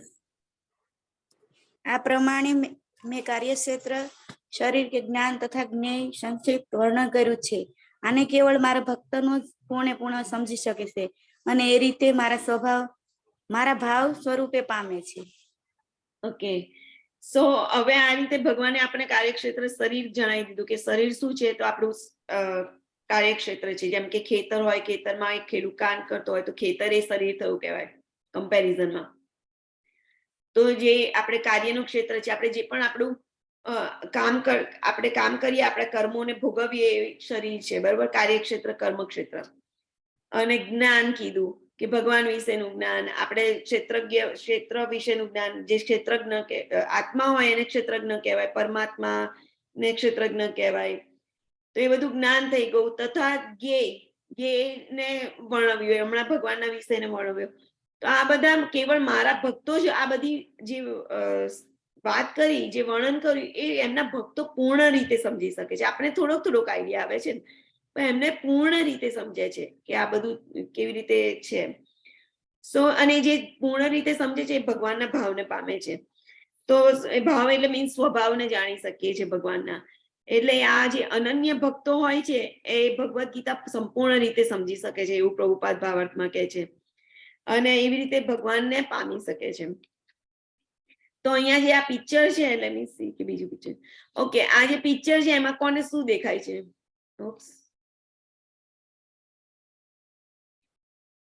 આ જે પિક્ચર છે હું ઝૂમ કરવા જતી હતી પણ બીજું કંઈક થઈ ગયું. ઓકે, આ પિક્ચર છે. આ બંને જણા કોણ છે એ દેખો અને ક્યાં બેઠા છે એ દેખો. હવે અર્જુનની આંખો લાવી દો તમારામાં, દેખી લો. બોલવા માંડો. એક પક્ષી દેખાય છે. હા, ભગવાન શ્રી કૃષ્ણ દેખાય છે ને શ્રી કૃષ્ણ ઉપર છે. નીચે ઓલો વૃદ્ધ એક માણસ છે. અને આ ઝાડ ઉપર બેઠા છે, બરોબર. તો આપણે ઝાડ ઉપર બેઠા છીએ અને આ કેટલાય શરીરો, કેટલી યોનિઓ લઈએ છીએ, બરોબર. તો એની અંદર આ જે પક્ષી છે એ શું કરી રહ્યું છે? શું કરે છે આ પક્ષી? જે નાનું પક્ષી છે ખાઈ રહ્યું છે. ખાઈ રહ્યું છે. તમને લોકો મારો એરો નથી દેખાતો, રાઈટ? દેખાય છે. ઓકે. તો આ જે પક્ષી છે ફ્રૂટ ખાઈ રહ્યું છે. એટલે આ જે શરીર ઉપર જે ફ્રૂટો થઈ રહ્યા છે, ફળો જે આપણે કામ કરીએ એના ફળ હોય છે, એમાં પડેલું છે, એટલે ભોગવી રહ્યું છે. આ જે આત્મા છે, આ જીવાત્મા છે, આ પરમાત્મા છે. મોટું છે એ પરમાત્મા છે. તો આ જે મોટું પક્ષી છે એ કોણ છે? કાનો છે. અને નાનું પક્ષી છે એ ફ્રૂટ ખાઈ રહ્યું છે, એટલે શરીરના બધા ભોગો ભોગવી રહ્યું છે. જે આ બધા આપણે શરીરમાં શું ભોગવી રહ્યા છે? સુખ દુઃખ બધું ભોગવી રહ્યા છે ને. શરીરના બધા સંબંધો માંથી કઈનો કઈ રસ મળતો જાય છે, બધું ભોગવી રહ્યા છે.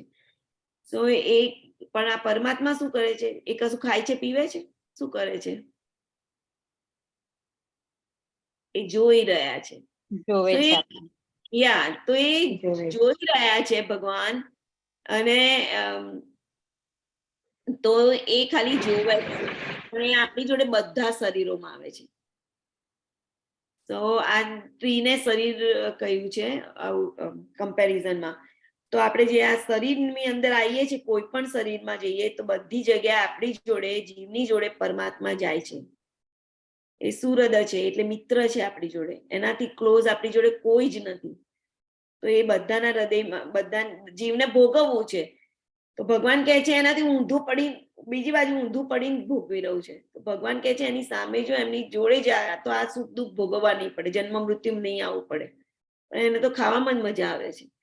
ઇવન આપણે પેલું જે ભૂંડ કહેવાય, એને શું કહેવાય, ડુક્કર કહેવાય કે સુવર, એના બોડીમાં જઈએ ને તો બ્રહ્માજી ઇન્દ્ર ગયેલા, એના બોડીમાં. તો જે 20 ખાવામાં એને આનંદ આવી ગયેલો, એનામાં આનંદ આવતો હતો. તો એ કઈ રિયલ આનંદ હતો નહીં, પણ ભગવાન એવા એની જોડે પણ જતા હોય છે. સો સાચો આનંદ તો ભગવાનની જોડે ભગવાનની સેવા કરવામાં મળે છે.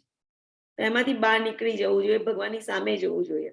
ઓકે, તો આ બધું જે જાણી જાય છે એ ભગવાનના સ્વભાવને જાણી જાય છે, પામે છે. So let's go to another one. આજે બહુ લેટ થઈ ગયું છે. બીજી સ્લાઇડ મારાથી મૂવ નથી થતી. ઓકે, સો કોણ વાંચશે? હું વાંચું છું. યા, પ્રકૃતિ સર્વ ભૌતિક કારણો તથા કાર્યોની હેતુ કહેવાય છે, અને જીવ પુરુષ આ જગતમાંના વિવિધ સુખો તથા દુઃખો ભોગવવાનું કારણ કહેવાય છે. હરે કૃષ્ણ. ઓકે, તો આ જલ્દીથી સમજીએ કે પ્રકૃતિ બધા ભૌતિક કારણો તથા કાર્યોની હેતુ કહેવાય છે. પ્રકૃતિના કારણે આપણે બધું કરી રહ્યા છીએ, અને એની માટે ઉદ્ભવી છે. ભગવાને કેમ આ પ્રકૃતિ બનાવી છે? કે આપણે આ બધું ભોગવી શકીએ. તો એની માટે પ્રકૃતિ બનાવી છે. અને જીવ એટલે કે પુરુષ આ જગતમાં વિવિધ સુખો અને દુઃખો ભોગવવાનું કારણ કહેવાય છે. અહીંયા સુવરનું પણ ઉદાહરણ આપ્યું. એ જગતમાં બધું સુખ અને દુઃખ ભોગવતો જાય છે. જેમ પેલું બર્ડ હતું, ફ્રૂટ ખાતું હતું, એવી રીતે. તો અહીંયા એક ઉદાહરણ છે કે આ માણસ છે, હું જ બોલી કાઢું છું ટાઈમના અભાવના કારણે, કે માણસ છે ઉપરથી હની નીકળતું, આ મધપુડામાંથી હની ડ્રોપ થાય છે. તો એને માણવામાં આ કેવી જગ્યાએ ઊભો છે? ડાળી ઉપર ઊભો છે. અને એક બાજુથી આ હાથી છે એ ખેંચી રહ્યો, ઝાડને પાડવાની જ કોશિશ કરી રહ્યો છે. બીજી બાજુ અહીંયા ઉપર ઉંદર છે, વ્હાઈટ અને બ્લેક, એટલે એને દિવસ રાત જોડે કમ્પેર કર્યા છે. તો અને અહીંયા નીચે સાપો એને વેટ જ કરે છે કે ચલો આવે ને અમે એને ડંખ મારીએ તો મળી જાય. સો આ કેટલા બધા કષ્ટમાં છે. શરીરમાં આપણે શરીર લઈએ છીએ, આપણે બધી બાજુથી એક બાજુથી સુખ મળે છે, જેમ મધપુડામાંથી આપણે હની મળે છે, તો એવી રીતે સુખ મેળવતા જઈએ છે. અને જોડે જોડે બાજુમાં કેટલા બધા માંગીએ કે ના માંગીએ કષ્ટો આવતા જાય છે, દુઃખો આવતા જાય છે. ગમે ત્યારે આને દિવસ રાત તો બદલાય જ કરે છે. જે આ ઉંદર છે એ બ્લેક એન્ડ વ્હાઈટ એટલા માટે દેખાડે છે કે એક દિવસ છે ને એક રાતની જોડે કમ્પેર કરી છે, તો એ બદલાયા જ કરે છે, તમારો ટાઈમ ગયા જ કરે છે. અને તમને ભગવાન હાથ ફેલાવે છે કે મારી જોડે પાછું આવી જા, પણ તોય હેલ્પ લેવા માટે રેડી નથી. તો લેટ્સ ગો ટુ 22. હું વાંચું. યસ માતાજી. આ પ્રમાણે જીવ પ્રકૃતિના 3 ગુણોને ભોગવતો પ્રકૃતિમય જીવન જીવે છે. આ તેના ભૌતિક પ્રકૃતિ સાથેના સંગને કારણે થાય છે. એ રીતે તે વિભિન્ન યોનિમાં ઈષ્ટ અને અનિષ્ટ પ્રાપ્ત કર્યા જ કરે છે. હરે કૃષ્ણ. હરે કૃષ્ણ, થેન્ક યુ. તો જીવ આવી રીતે બધી જુદી જુદી યોનિઓ લે છે. તો અહીંયા માછલી દેખાડી છે, વનસ્પતિ, બધી જુદું જુદું બનતા દેખાડ્યા છે. અને એવી રીતે બધી યોનિઓમાં જાય છે. અને એ શેના કારણે જાય છે? 3 ગુણોને ભોગવતો જાય છે. અને આવી રીતે જીવતા જીવતા એ સુખે ભોગવે છે ને, ઈષ્ટ અને અનિષ્ટ બધી સારી નરસી બધી યોનિઓમાં ફરતો રહે, 84 લાખ યોનિઓમાં. સો આ 2 પક્ષીનું અવલોકન આપણે કરી દીધું. તો હવે ભગવાન શું કહે છે? આ શ્લોક બહુ સરસ છે. ઉપદ્રષ્ટા હનુમંતા છે ભર્તા ભોક્તા મહેશ્વર પરમાત્મેતિ ચાપ્યુક્તો દેહેસ્મિન પુરુષ પર. યસ, વાંચો સ્વયની માતાજી. છતાં આ દેહમાં એક અન્ય દિવ્ય ભોક્તા છે કે જે ઈશ્વર છે, સર્વોપરી સ્વામી છે અને સાક્ષી તથા અનુમતિ આપનાર તરીકે હાજર રહે છે, અને તેમને પરમાત્મા કહેવામાં આવે છે. ઓકે, તો હવે પરમાત્માનું અને પરમાત્માની ડેફિનેશન તમને ક્લિયર થઈ જવી જોઈએ કે કોને પરમાત્મા કહેવાય. તો પેલું જે બર્ડ હતું ને, આ જે બર્ડ મોટું જે બળ હતું એ પરમાત્મા છે, બરોબર? આપણા શરીરમાં ક્ષીરોદક શાહી વિષ્ણુ તરીકે છે. ઓકે, એ આ દેહમાં એક અન્ય દિવ્ય ભોક્તા છે. કોણ છે? ભગવાન છે, પરમાત્મા છે, ઈશ્વર છે. એ સર્વોપરી ભોક્તા છે. એ સર્વોપરી ભોક્તા છે, સર્વોપરી સ્વામી છે અને સાક્ષી તથા અનુમતિ આપનાર છે. એ સાક્ષી પણ છે. જે આ જે હતું, આ જે ફ્રૂટ ખાતું હતું બર્ડ, એ જોઈ રહેલા, એટલે સાક્ષી થયું. અને અનુમતિ આપનાર, એને અનુમતિ આપી ત્યારે એ ખાઈ શક્યું કે હા તું ખા એ ફ્રૂટ. નહીતર એને અનુમતિ ના મળે તો કોઈ કશું કરી ના શકે. તો એને ઉપદ્રષ્ટા એટલે એમને જોનારા, એને ઓબ્ઝર્વ કરનારા. જે જીવ છે એ દરેક શરીરમાં જાય તો ભગવાન કશું ના કરે, જોઈ રાખે કે શું કરે છે શું નથી કરતો, સાક્ષી તરીકે હાજર હોય. અને અનુમંતા એટલે અનુમતિ આપે તો જે વસ્તુ તમે કરી શકો, નહીં તો કરી ના શકો. દરેક વસ્તુની પાછળ આ બધા કારણો રહેલા છે. સો ઉપદ્રષ્ટા અનુમંતા, ભગવાન જ ઉપદ્રષ્ટા અને અનુમંતા છે, અને એમની પરમિશન થી આપણે બધું કરી શકીએ છીએ. અને અનુવાદ કોણ વાંચશે? હું વાંચું? હા, માતાજી. જે મનુષ્ય પ્રકૃતિ, જીવ તથા પ્રકૃતિના ગુણોની આંતરક્રિયા સંબંધિત આ તત્વજ્ઞાનને સમજી લે છે તે નિશ્ચિત મુકામ પામે છે. તેની વર્તમાન સ્થિતિ ભલે ગમે તેવી હોય તોય અહીં તેનો પુનર્જન્મ થશે નહીં. હરે કૃષ્ણ. હરે કૃષ્ણ. થેન્ક યુ માતાજી. સો જે મનુષ્ય આ જે પ્રકૃતિ આપણે જોઈ લીધી કે મધરલી નેચર, જીવ અને એના ગુણોની જે આ બધી ક્રિયાઓ હોય છે કે કેવી રીતે બધું ચેન્જ થતું હોય, આંતરક્રિયાઓ, વિકારો. આપણે મ્યુટ કરો ડોક્ટર પ્રભુ. તો એ જે આ જ્ઞાનને સમજી લે છે એના તત્વથી, તો એક શું થાય છે, એ ભગવત ધામ જાય છે, એનો પુનર્જન્મ થતો નથી. પછી લખ્યું છે કે તેની વર્તમાન સ્થિતિ ભલે ગમે તેવી હોય. અત્યારે આપણે ગમે તે ના કરતા હોઈએ, અત્યારે તમે ગમે તે સિચ્યુએશનમાં હો, પણ તોય તમારી એ ભક્તિ તમને શુદ્ધ કરી દે છે, તમે ભગવાનના ધામમાં જઈ શકો છો. તો આજ અનુવાદ હું વાંચું છું. ડોક્ટર અશોક પ્રભુ, પ્લીઝ મ્યુટ યોરસેલ્ફ. તો કેટલાક મનુષ્ય પરમાત્માને ધ્યાન દ્વારા પોતાની અંદર જુએ છે અને અનેક કેટલાક જ્ઞાનોપાર્જન દ્વારા અને વળી બીજા નિષ્કામ કર્મ દ્વારા જુએ છે. તો આ જુદી જુદી પ્રક્રિયા હતી, આપણે જોઈ લીધેલી કે જ્ઞાન દ્વારા જોવે કે નિષ્કામ કર્મ દ્વારા જોઈએ અને ધ્યાન દ્વારા ભગવાનને જોવાની કોશિશ કરતા હોય છે. પણ જે આધ્યાત્મિક જ્ઞાનના જાણકાર હોતા નથી, પણ અન્ય લોકો પાસેથી પરમ પુરુષ વિશે કોઈને કંઈ જ્ઞાન જ નથી હોતું, તો એ શું કરે?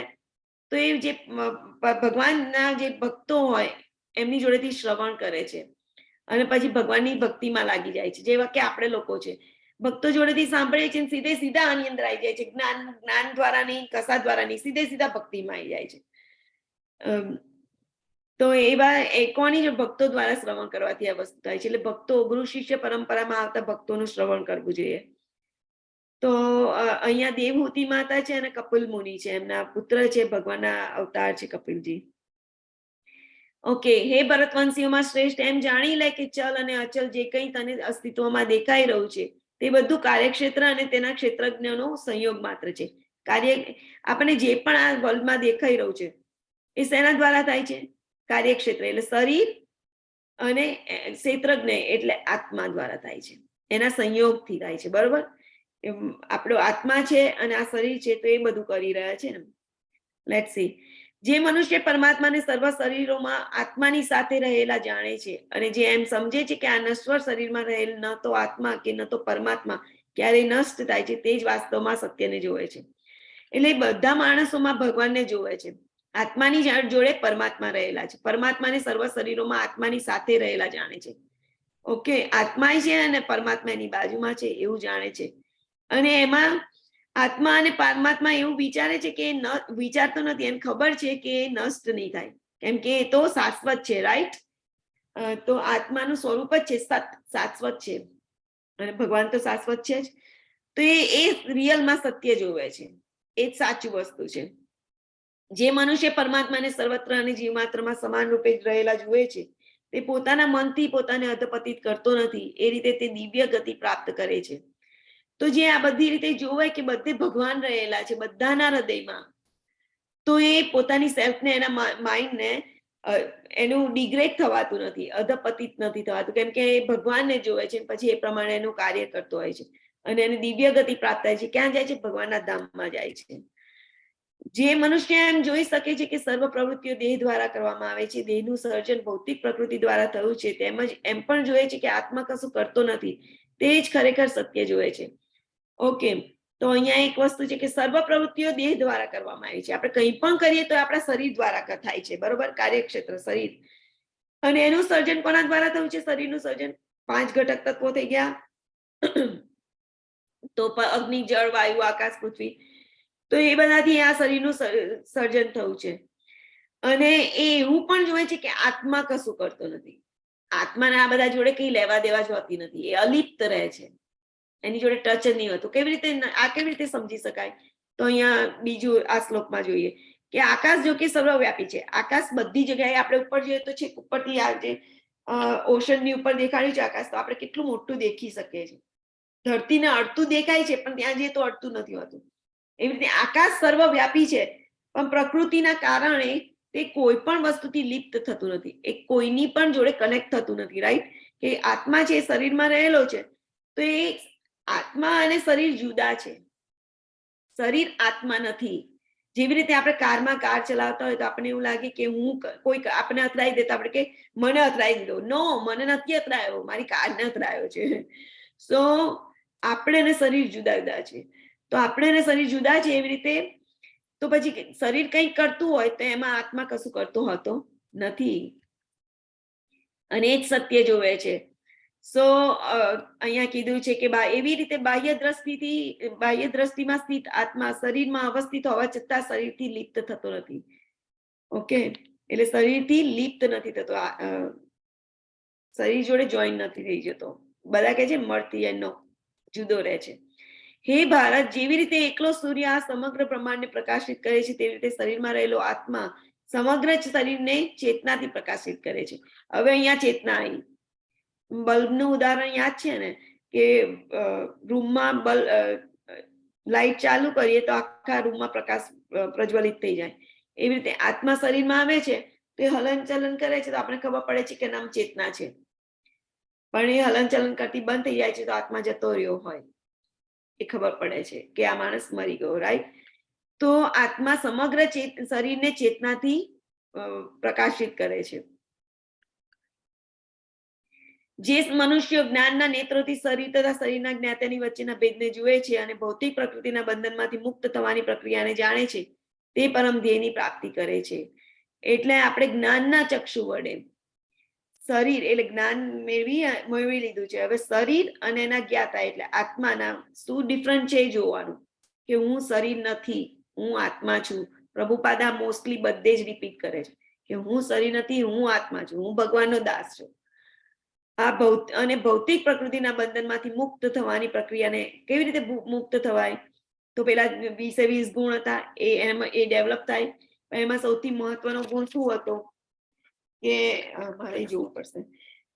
તો એ જે મેઇન ગુણ આપણે અનન્ય ભક્તિમાં જો લાગી જઈએ તો બીજા બધા ગુણો ડેવલપ થઈ જાય. તો ભક્તિમાં લાગી જવાનું, અને તો એ શું થાય? પરમ ધ્યેયની પ્રાપ્તિ કરે છે, ભગવાનનું ધામ મળે છે. In this Kali Yuga, the only means of deliverance is chanting the holy name of the Lord. There is no other way. There is no other way. There is no other way. કલયુગમાં એક જ આપણે આ જગતમાંથી deliver થવું હોય ભગવાનના ધામમાં તો એક જ રસ્તો છે, બીજો કોઈ જ રસ્તો નથી, બીજો કોઈ રસ્તો નથી, બીજો કોઈ જ રસ્તો નથી. શું રસ્તો છે? Chanting the holy name of the Lord. So Hare Krishna, Krishna Krishna, Hare Hare, Hare Rama, Rama Rama, Hare Hare. Hare Krishna, Jai Shri Prabhupada. So this is આજે આપણે આ સેશન કન્ક્લુડ કરીએ છીએ. હરે કૃષ્ણ. હરે કૃષ્ણ. હરે કૃષ્ણ. કૃષ્ણ માતાજી. હરે કૃષ્ણ. બહુ ટાઈમ થઈ ગયો ને એટલે મેં પાછળના શ્લોક થોડાક ભગાવી દીધા, તો સોરી એની માટે. હરે કૃષ્ણ માતાજી. હરે કૃષ્ણ. હરે કૃષ્ણ. હરે કૃષ્ણ. કશું ક્વેશ્ચન? હરે કૃષ્ણ માતાજી. હરે કૃષ્ણ માતાજી. કોઈને કઈ ક્વેશ્ચન કશું પણ? ઓકે, ધ્રુતિ માતાજીનો હાથ રેસ છે, એમનો વિડિયો ઓફ છે. So let's go. આપણે આજે કોઈ હરે કૃષ્ણ ધ્રુતિ માતાજી. થ્રોટમાં કઈ પ્રોબ્લેમ છે? મ્યુટ છો. ઓકે. હરે કૃષ્ણ. બીજું સેશન ક્યારથી ચાલુ થશે? Next month, every month start થાય છે. ઓકે, ફર્સ્ટ તારીખ, ફર્સ્ટ ડેટ. ના, I don't know about the date, પણ ચાલુ બી નેક્સ્ટ મંથ થશે. એ ડેટ પછી આવશે. It's 5th June માતાજી. 5th June. 5th June. Okay, thank you. Thank અને you. તમે પણ સેકન્ડ લેવલ હા. જોઈન કરી લેજો. બીજા લેવલમાં 2 કલાક હોય છે, 2 દિવસ હોય છે, અને એમાં બધા શ્લોકોનું બહુ ડિટેલ સ્ટડી હોય છે, એટલે એ વધારે Sure. પણ આ મારે ફરી એકવાર રિપીટ કરવો પડશે થોડો, કેમ કે હું આમાં બહુ નથી રેગ્યુલર થઈ શકી. મારે યુએસએ જવું છે ને તૈયારી ચાલી રહી છે એટલા માટે. કઈ વાંધો નહીં, તમે સાંભળજો, પછી સાંભળજો. થોડો પણ ક્વિઝ આપી દો માતાજી. ક્વિઝ બહુ જ ઈઝી છે અને અપાઈ જશે. હું ટ્રાય કરી માતાજી. ઓકે, હરે કૃષ્ણ. ઓકે માતાજી, હરે કૃષ્ણ. સાનવી કેમ હરે છે? કૃષ્ણ બોલો. હરે કૃષ્ણ. તો સાનવીને આ મંત્ર આવડે છે? હરે કૃષ્ણ કૃષ્ણ કૃષ્ણ હરે હરે. આવડે છે હા સાનવી? આવડે છે ને. યસ, હું એના સામે જ કરું છું. સરસ. બોલાશે સાનવી તારાથી?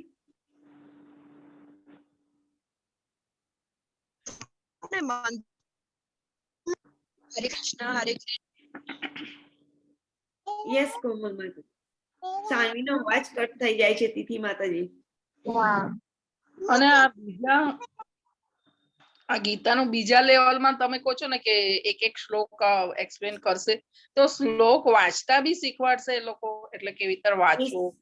જે શ્લોક છે ને એ આખી ભગવદ ગીતામાં તમારે જો કોઈને પ્રચાર કરવો હોય તો એની માટેનું સ્ટડી હોય છે. 108 શ્લોકો છે. એ 108 શ્લોકો તમારે ગોખવા હોય, શીખવા હોય તો એની માટેની બીજી લિંક છે, એ ક્લાસ તમે જોઈન કરી શકો.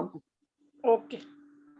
અને આની અંદર પેલામાં તો તમને ડિટેલમાં કહેશે, લેવલ 2 માં કે દરેક આવી રીતે સમજાવશે. એની અંદર પછી શ્લોકોનું તમને શીખવાડશે નહીં. એ શ્લોકોનો બીજી લિંક છે, એ જિગ્નેશ પ્રભુ તમને શેર કરશે. Okay okay okay. તો ધ્રુતિ માતાજી તમારો હેન્ડ રેઝ છે, આઈ થિંક મિસ્ટેક થી છે, પણ એ ખબર નહીં કેમ હેન્ડ રેઝ જ રહે છે. સોરી. કઈ વાંધો નહીં. તો હું વાંધો નહીં, તમે આશીર્વાદ આપતા હોય એવી રીતે સ્વીકારી લઈએ. અને લેટ્સ ગો ટુ આપણે ચેન્ટ કરીએ હવે. ચલો લેટ્સ ગો. જય શ્રી કૃષ્ણ. ચૈતન્ય આવડે છે ને બધાને? તો હું શેર સ્ક્રીન ના. ઓકે. યસ માતાજી, બોલો. માતાજી હરે કૃષ્ણ. શ્રી કૃષ્ણ ચૈતન્ય પ્રભુ નિત્યાનંદ, શ્રી અદ્વૈત ગદાધર, શ્રી વાસાદિ ગૌર ભક્ત વૃંદ. હરે કૃષ્ણ હરે કૃષ્ણ કૃષ્ણ કૃષ્ણ હરે હરે, હરે રામ હરે હરે રામ, કૃષ્ણ હરે કૃષ્ણ હરે કૃષ્ણ હરે, હરે કૃષ્ણ હરે કૃષ્ણ કૃષ્ણ હરે હરે, હરે રામ રામ રામ હરે હરે, હરે કૃષ્ણ કૃષ્ણ હરે કૃષ્ણ કૃષ્ણ હરે કૃષ્ણ હરે, કૃષ્ણ કૃષ્ણ હરે રામ હરે રામ હરે રામ રામ રામ હરે હરે. હરે કૃષ્ણ કૃષ્ણ કૃષ્ણ હરે રામ રામ રામ હરે હરે, હરે કૃષ્ણ કૃષ્ણ કૃષ્ણ હરે હરે, હરે રામ રામ હરે હરે, હરે કૃષ્ણ કૃષ્ણ કૃષ્ણ હરે હરે, હરે રામ રામ હરે હરે, હરે કૃષ્ણ કૃષ્ણ કૃષ્ણ હરે હરે, હરે રામ રામ હરે હરે કૃષ્ણ કૃષ્ણ હરે રામ રામ હરે હરે, હરે કૃષ્ણ કૃષ્ણ હરે હરે, રામ હરે કૃષ્ણ કૃષ્ણ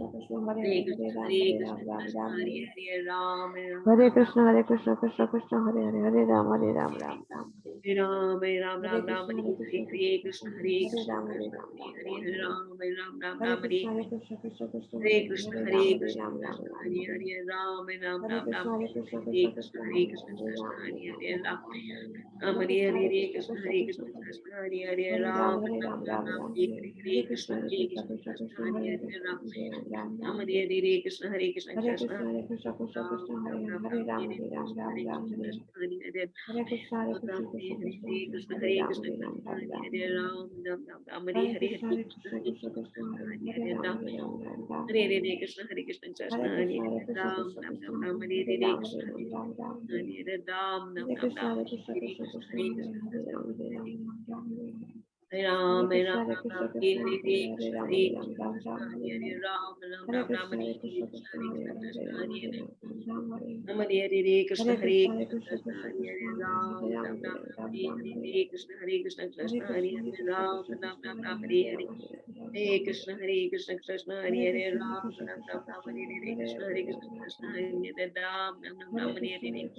કૃષ્ણ કૃષ્ણ હરે હરે રામ રામ હરે, રામ રામ રામ રામ હરે હરે, હરે હરે કૃષ્ણ કૃષ્ણ કૃષ્ણ કૃષ્ણ હરે હરે હરે હરે, રામ. રામ રામ રામ રામ હરે હરે, હરે કૃષ્ણ હરે કૃષ્ણ કૃષ્ણ કૃષ્ણ હરે હરે, હરે હરે રામ રામ રામ રામ રામ રામ. હરે હરે, હરે કૃષ્ણ હરે કૃષ્ણ કૃષ્ણ કૃષ્ણ કૃષ્ણ હરે હરે, કૃષ્ણ રામ રામ રામ રામ હરે હરે, હરે કૃષ્ણ રામ કૃષ્ણ રામ. કૃષ્ણ હરે હરે, Hare Ram Ram Ram Hare Hare Krishna Hare Krishna Krishna Hare Hare Hare Ram Ram Hare Hare Krishna Krishna Hare Hare Ram Ram Hare Hare Hare Krishna Krishna Hare Hare Ram Ram Hare Hare Krishna Hare Krishna Hare Hare Ram Ram Hare Hare Krishna Krishna Hare Hare Ram Ram Hare Hare Krishna Krishna Hare Hare Ram Ram Hare Hare Krishna Krishna Hare Hare Ram Ram Hare Hare Krishna Krishna Hare Hare Ram Ram Hare Hare Krishna Krishna Hare Hare Ram Ram Hare Hare Krishna Krishna Hare Hare Ram Ram Hare Hare Krishna Krishna Hare Hare Ram Ram Hare Hare Krishna Krishna Hare Hare Hare Hare Krishna Krishna Hare Hare Ram Ram Hare Hare Krishna Krishna Hare Hare Ram Ram Hare Hare Krishna Krishna Hare Hare Ram Ram Hare Hare Krishna Krishna Hare Hare Ram Ram Hare Hare Krishna Krishna Hare Hare Ram Ram Hare Hare Krishna Hare Krishna Krishna Krishna Hare Hare Ram Ram Hare Hare Krishna Krishna Hare Hare Ram Ram Hare Hare Krishna Krishna Hare Hare Ram Ram Hare Hare Krishna Krishna Hare Hare Ram Ram Hare Hare Krishna Krishna Hare Hare Ram Hare Hare Krishna Krishna Hare Hare Ram Ram Hare Hare Krishna Krishna Hare Hare Ram Ram Hare Hare Krishna Krishna Hare Hare Ram Ram Hare Hare Krishna Krishna Hare Hare Ram Ram Hare Hare Krishna Krishna Hare Hare Ram Hare Hare Krishna Krishna Hare Hare Ram Ram Hare Hare Krishna Krishna Hare Hare Ram Ram Hare Hare Krishna Krishna Hare Hare Hare Hare Krishna Krishna Hare Hare Ram Ram Hare Hare Krishna Krishna Hare Hare Ram Ram Hare Hare Krishna Hare Hare Hare Hare Krishna Krishna Hare Hare Ram Ram Hare Hare Krishna Krishna Hare Hare Ram Ram Hare Hare Krishna Krishna Hare Hare Hare Hare Krishna Krishna Hare Hare Ram Ram Hare Hare Krishna Krishna Hare Hare Ram Ram Hare Hare Krishna Krishna Hare Hare Hare Hare Krishna Krishna Hare Hare Ram Ram Hare Hare Krishna Krishna Hare Hare Ram Ram Hare Hare Krishna Krishna Hare Hare Hare Hare Hare Krishna Krishna Hare Hare Ram Ram Hare Hare Krishna Krishna Hare Hare Ram Ram Hare Hare Krishna Krishna Hare Hare Ram Ram Hare Hare Krishna Krishna Hare Hare Ram Ram Hare Hare Hare Krishna Krishna Hare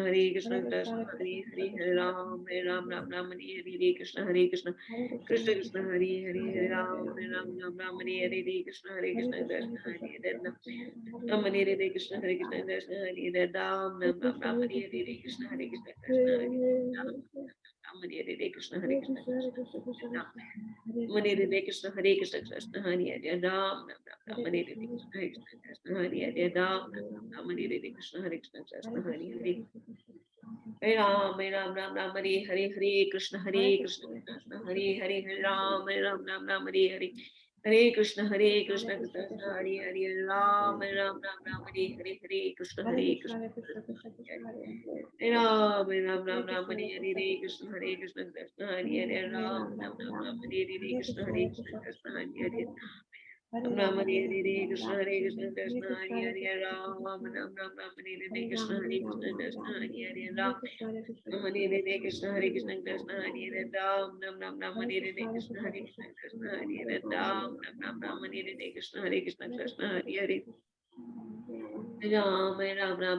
Hare Krishna Krishna Hare Hare Ram Ram Hare Hare Krishna Krishna Hare Hare Ram Ram Hare Hare Krishna Krishna Hare Hare Ram Ram Hare Hare Krishna Krishna Hare Hare Ram Ram Hare Hare Hare Krishna Krishna Hare Hare Ram Ram Hare Hare Krishna Krishna Hare Hare Ram Ram Hare Hare Hare Krishna Krishna Hare Hare Ram Ram Hare Hare Hare Krishna Krishna Hare Hare Ram Ram Hare Hare Jai Shri Krishna Chaitanya Nityananda Shri Advaita Shivakadi Gaur Bhaktivinoda Ki Jai.